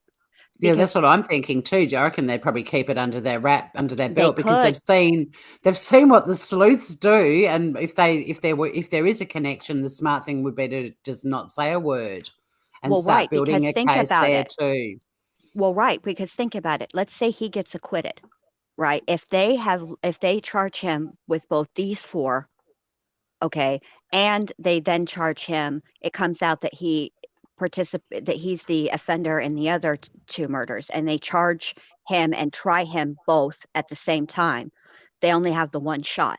But if he were to be acquitted of the 4 slayings, they still have that second, you know what I'm saying, up their sleeve. So it would be advantageous for them to keep it quiet. That's why when Ted Bundy was tried, he was tried separately for the Kimberly Leach murder than the sorority murder, because you never can tell what a fucking jury is going to do. No, and you've got to have something up your sleeve, because otherwise, always, if you put it all together, they don't get to be retried. See you later. And this is the other thing that I was been thinking about, and I'm glad that I'm talking to you. So I was thinking about the way that the probable cause was written, what they put in, and more importantly, what they left out. Because I thought about this. How many court-appointed, they had to weigh their options, right? There's only 2 ways you can go when you're charged with a crime. You can either get a court-appointed attorney, or you can pay for an attorney, right? There's only so many court-appointed attorneys that can handle a death that are death penalty qualified. And there's only so many death penalty qualified pay-for attorneys. So likely they had a list of people that would potentially be defending this case, right? And I thought that they might have that in mind, particularly if with Miss Ann Taylor taking they had to have considered that she would potentially become his court-appointed attorney. You know what I mean? And I think, and I keep trying to explain to people, and I know I don't have to explain it to you because you know this, but the probable cause, they also don't want to give their hand away.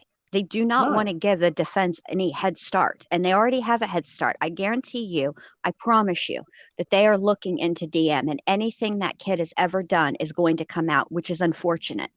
Yeah. But they have got to find a way to they have to discredit. Yeah, absolutely. And they cannot go. And the thing is I'm very curious about how she's going to handle DM's cross-examination. You can't be too brash because the jury is going to be livid. They're not going to like it. No, but you still got to get out the information. But you have to get it out of her, and I'm so curious. I want to watch it. I mean, that's a live I could do. I could do a live one day about that, because it is such a moral quandary that you're in. And I've had to interview or like cross-examine, rape victims and so on. Yes. And it's such a delicate line that you walk on as a defense lawyer. We've got 10 minutes left, and I really want to just sum up this document this is really, no, that's fine. This is really interesting though, because based on all the foregoing information, there's probable cause to believe that evidence of the above listed crimes exists in the below described digital devices, and that's why they want them to be taken. So I think this is quite an interesting part of it.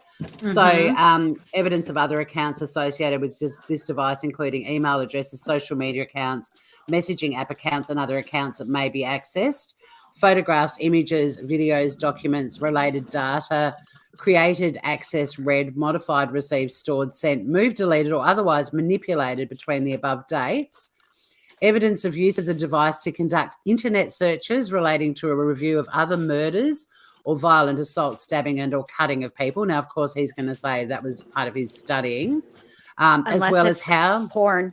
Then it's going to be problematic. That's very difficult to explain violent porn.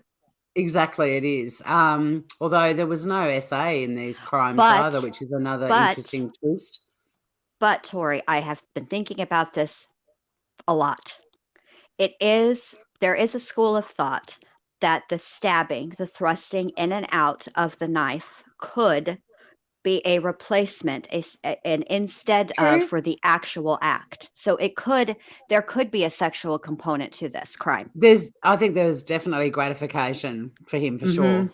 As revolting as that is. But it happens. It's part of it. We have to talk about it. Yes, exactly. But so evidence to the review, looking at all of the different types of crimes, as well as how to avoid detection after the commission of such crimes, details of the 1122 King Road house, its location, neighbourhood, and or information about one or more of the victims, and it also includes the 2 surviving victims there, and then all the GPS information and so on. Also evidence of him manipulating or varying information on his digital equipment as well. So yeah, there's a lot in this document, if you read between the lines, and where their suspicions were warranting all of this to be included in this search warrant that we're now able to have a look at.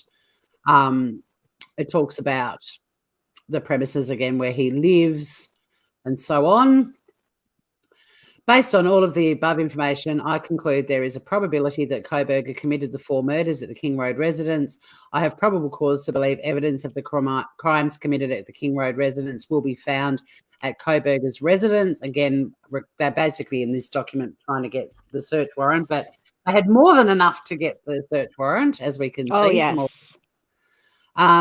And seeking the search warrant, and then it lists again the specific things that they want people to look for when they go to his apartment, and go through all of his digital bits and pieces, all the data, evidence, trace evidence, DNA, and so on. So, yeah, it wasn't surprising, obviously, that they got the search warrant. Now it's been unsealed with the names of the surviving victims redacted, but again, the horses bolted a bit regarding them, which is so unfortunate. It is. The online sleuths showing absolutely no regard for how their behaviour is actually messing with real people and real lives. It's horrible. And this channel will continue to call them out for that too. Not that it might stop them, but, I just feel, Jen, even if one person comes into my channel and it makes them think before they act, it will be worth it. Doesn't it always just start with one person? Great change. Look at Rosa Parks. Yeah. She was just one person, and look what she was able to accomplish. Yeah. So I'm very quickly just going to read through the list of the items that were seized at his residence, because it's pretty interesting stuff. It's nearly at the end. They found a glove, a Walmart receipt with a Dickies tag, 2 marshal's receipts, dust container from the vacuum, 8 possible hair strands, a Fire TV stick with a cord and plug, 1 possible animal hair strand, then 1 possible hair, 1 possible hair, 1 possible hair, 1 possible hair strand, 1 computer tower, 1 collection of dark red spot collected without testing, 2 cuttings from uncased pillow of reddish brown stain. That's weird. Did he just go to bed and didn't wash his hair for them to have found brown stains on the pillowcases? Oh, an uncased pillow, sorry. He didn't even have linen on his bed. Okay, now see, there you go. That's really wrong thinking right there. Also, well, listen to this too. The 2 top and bottom of mattress cover packaged separately, also with multiple stains, 1 tested. So the bedding, it sounds like he didn't even have a shower after it. Or could he have been injured? He might have been, but it's got to be his head. Or you would think if it's on the pillows. Well, no, because think about it, if you put your hand under your pillow and your hand is cut, you'll get, Yeah. But the mattress as well. The mattress is going to, that's a little bit, I can't really have they were tested. Sorry. So I guess at some point we will find out what those test results were. I'm just going to whack the link again to this document. If any of you, bee's knees. Hello. I actually used the term bee's knees earlier in chat, and here you are. I love bee's knees. I love that term.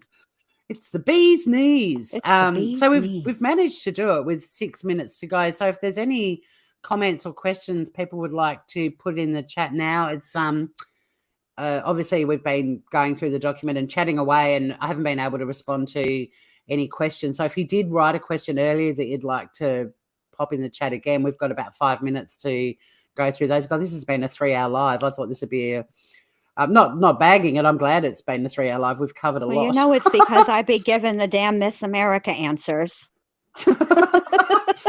Like Ruth says, piquerism, sexual interest in, and she then further down says penetrating the skin of another person with a sharp object, so a knife. Yes, that's sexual. I mean, there's an element to it. There definitely is. And I'll say this. The reason why they don't list like the hairs all at once is because they are found in different places. So along with this, what of the items seized, there's also an evidence list, which is far more detailed, which will say exactly where they were collected, and they'll, have an identifying number, and then that number will then get changed when it goes over to the lab, because the lab will then give it a number, and then when it goes to trial, the state will give it an evidence number. So it'll end up with like 3 different numbers, but that's what it's for. That's why they do it like that, because they didn't find them all in one place. No. So like the 8 that they mentioned, one part were probably all found close together, and then the others were found. Yeah. Okay. Interesting. And then like with the dog hair is I'm interested in, because they can take DNA from dogs. Dogs carry DNA just like we do, but they would need what is it? Not the shaft. What am I thinking of? The follicle. They would need the part that holds the DNA. And I'm very curious what the precedent is legally, if that has ever been done in a court of law before, to prove that this specific animal, this specific hair belongs to a specific animal versus a type, versus like saying just generally it's a golden doodle, right? But if they have enough to say this belongs to Murphy, the golden doodle, that would be obviously incredibly compelling evidence. And I'm just very curious if there's been a precedent for that. Yeah, I've made a note to have a look at that, because there's plenty of cases where they've found and convicted a murderer based on a thread found in the boot of a car where they had the person that they'd kidnapped, and then it's matched back to a blanket at the killer's house or whatever. So they used animal hair in the Atlanta child murders too. The person they convicted had a German Shepherd. There were German Shepherd hairs found on a couple of the victims, and so they used that. But we've come so much farther than that with our capabilities, and I know that you can submit a sample of your dog's DNA, and the vet or the company that does it will analyze the DNA and tell you if you don't know, like if your dog's not a purebred, they'll tell you exactly what kind of a dog you have. And I'm just so very curious if they're going to, if there's even testing for that at a crime lab, or if they would have, it has all kinds of implications, and I'm fascinated by it. Yep. So it's a research project for you, Jen Lou, and I'll look into it as well. Just a few more quick questions. We've got a couple of minutes left. Joe wanted to know about the wording of exculpatory. Joe, basically what that means is if DNA found at a crime scene is proved to be exculpatory, it doesn't match the defendant, and it can often lead to an acquittal. So that's the term. That's what exculpatory means. It's basically something that can clear an accused person from alleged fault or guilt. Yes, it means it excludes the defendant from it's not a match. It's not a match, exactly. Jack Green says maybe brought the pillow from the crime scene. Unlikely, because I think, in my opinion, I think the surviving victim who saw him would have said he was carrying a pillow. Correct. Personally, not saying that she didn't. It could be part of the statement we haven't seen, but I think if they mentioned the fact that he was, the mask and everything else, it might have mentioned he was carrying a pillow. Right. And remember, but you don't know. You might be onto something there, Jack. Search warrant too. This is just one search warrant. They searched his car too. And that is going to be, in my opinion, probably even, I'm very curious about that and what they may have found, because it doesn't matter how good of a cleaner you are, you miss something. There's always like a little nook or cranny that you couldn't get into, but the crime lab can and does. And because he would have there's a time he was in the car before he was back at his apartment. So that, to me, I'm incredibly curious about all of these things. There's a lot for us to be curious about, and hopefully we'll be able to do another live and go into a bit more of a deep dive. Joey, I'm just trying to find the context, but it might mean, you're saying page 15. I'm just quickly trying to find it because there's a few more comments I want to address before I end this live. I really do need to get off here soon. I know. But it's a bit tricky, Joe, because I can't actually search the word. I'm on page 15. Okay. What word are you trying to search? Put Control F and then type the word in. It isn't letting me do it. I've just tried that. This information is being provided to the court pursuant to my duty and obligation to be fully candid with the court. I do not believe this information is exculpatory for the suspect. So basically what they're saying, Joey, is they don't think it is, but if the court believes it is exculpatory, then the court should consider this supplemental disclosure in its evaluation of the existence of probable cause or lack thereof. It's pretty intense thing for me to go into, but in a nutshell, they're saying they don't believe it's exculpatory. But if the court believes it is, then they have to look at all the other evidence pointing to a probable cause as well. In a nutshell, Bees Knees says that since 2019, labs can obtain DNA from just the strand without the bulb. There's a case, according to Ruth, regarding a dog's DNA that was used in a trial in the UK, a case in London. But the DNA without a bulb, that's mitochondrial DNA, and that's different. It's still DNA, but it's not as exact as with if it had the bulb. Mm-hmm. Right. Okay. Well, I'm going to certainly look into some more cases regarding animal DNA because it's pretty interesting stuff. I'm pretty fascinated by all of this. Ruth, I'll chase up the London case you're talking about as well. Hopefully exculpatory is explained at least in fairly limited terms, only because I really do need to, pardon me, get on with I haven't even had a shower yet. I saw that the search warrant had been unsealed and wanted to go live. I didn't anticipate how thrilling and riveting it would be that we'd be covering it 3 hours and 20 minutes later. But thank you to everyone that came in and out during the chat. If anyone's watching this on replay, I hope you're listening to it sped up a little bit because otherwise, wow.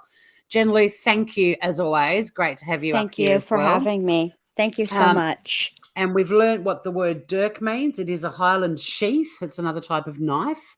We know about the largest car manufacturer of electric cars in the world. It's actually Chinese, BYD.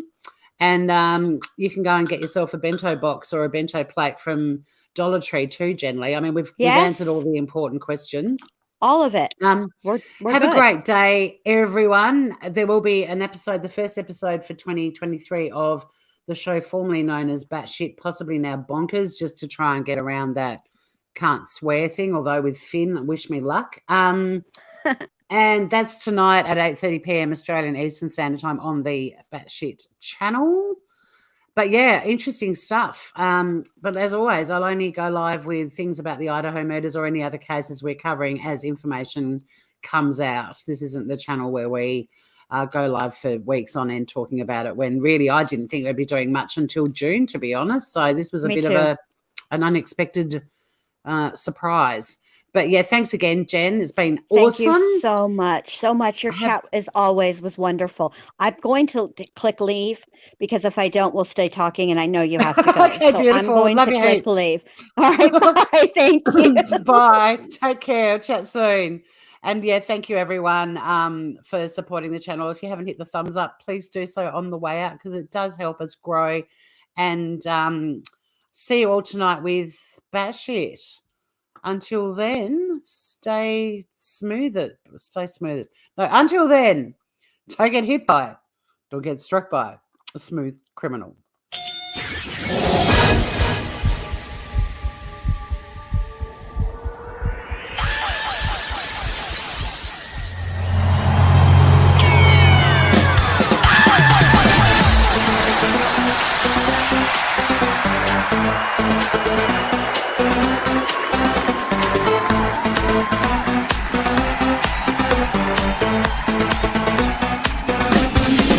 Russia.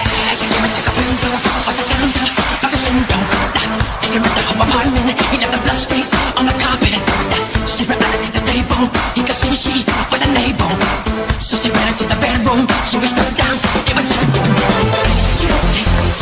You okay? Are you okay? Are you okay? So, are you okay? Are you okay? So, are you okay?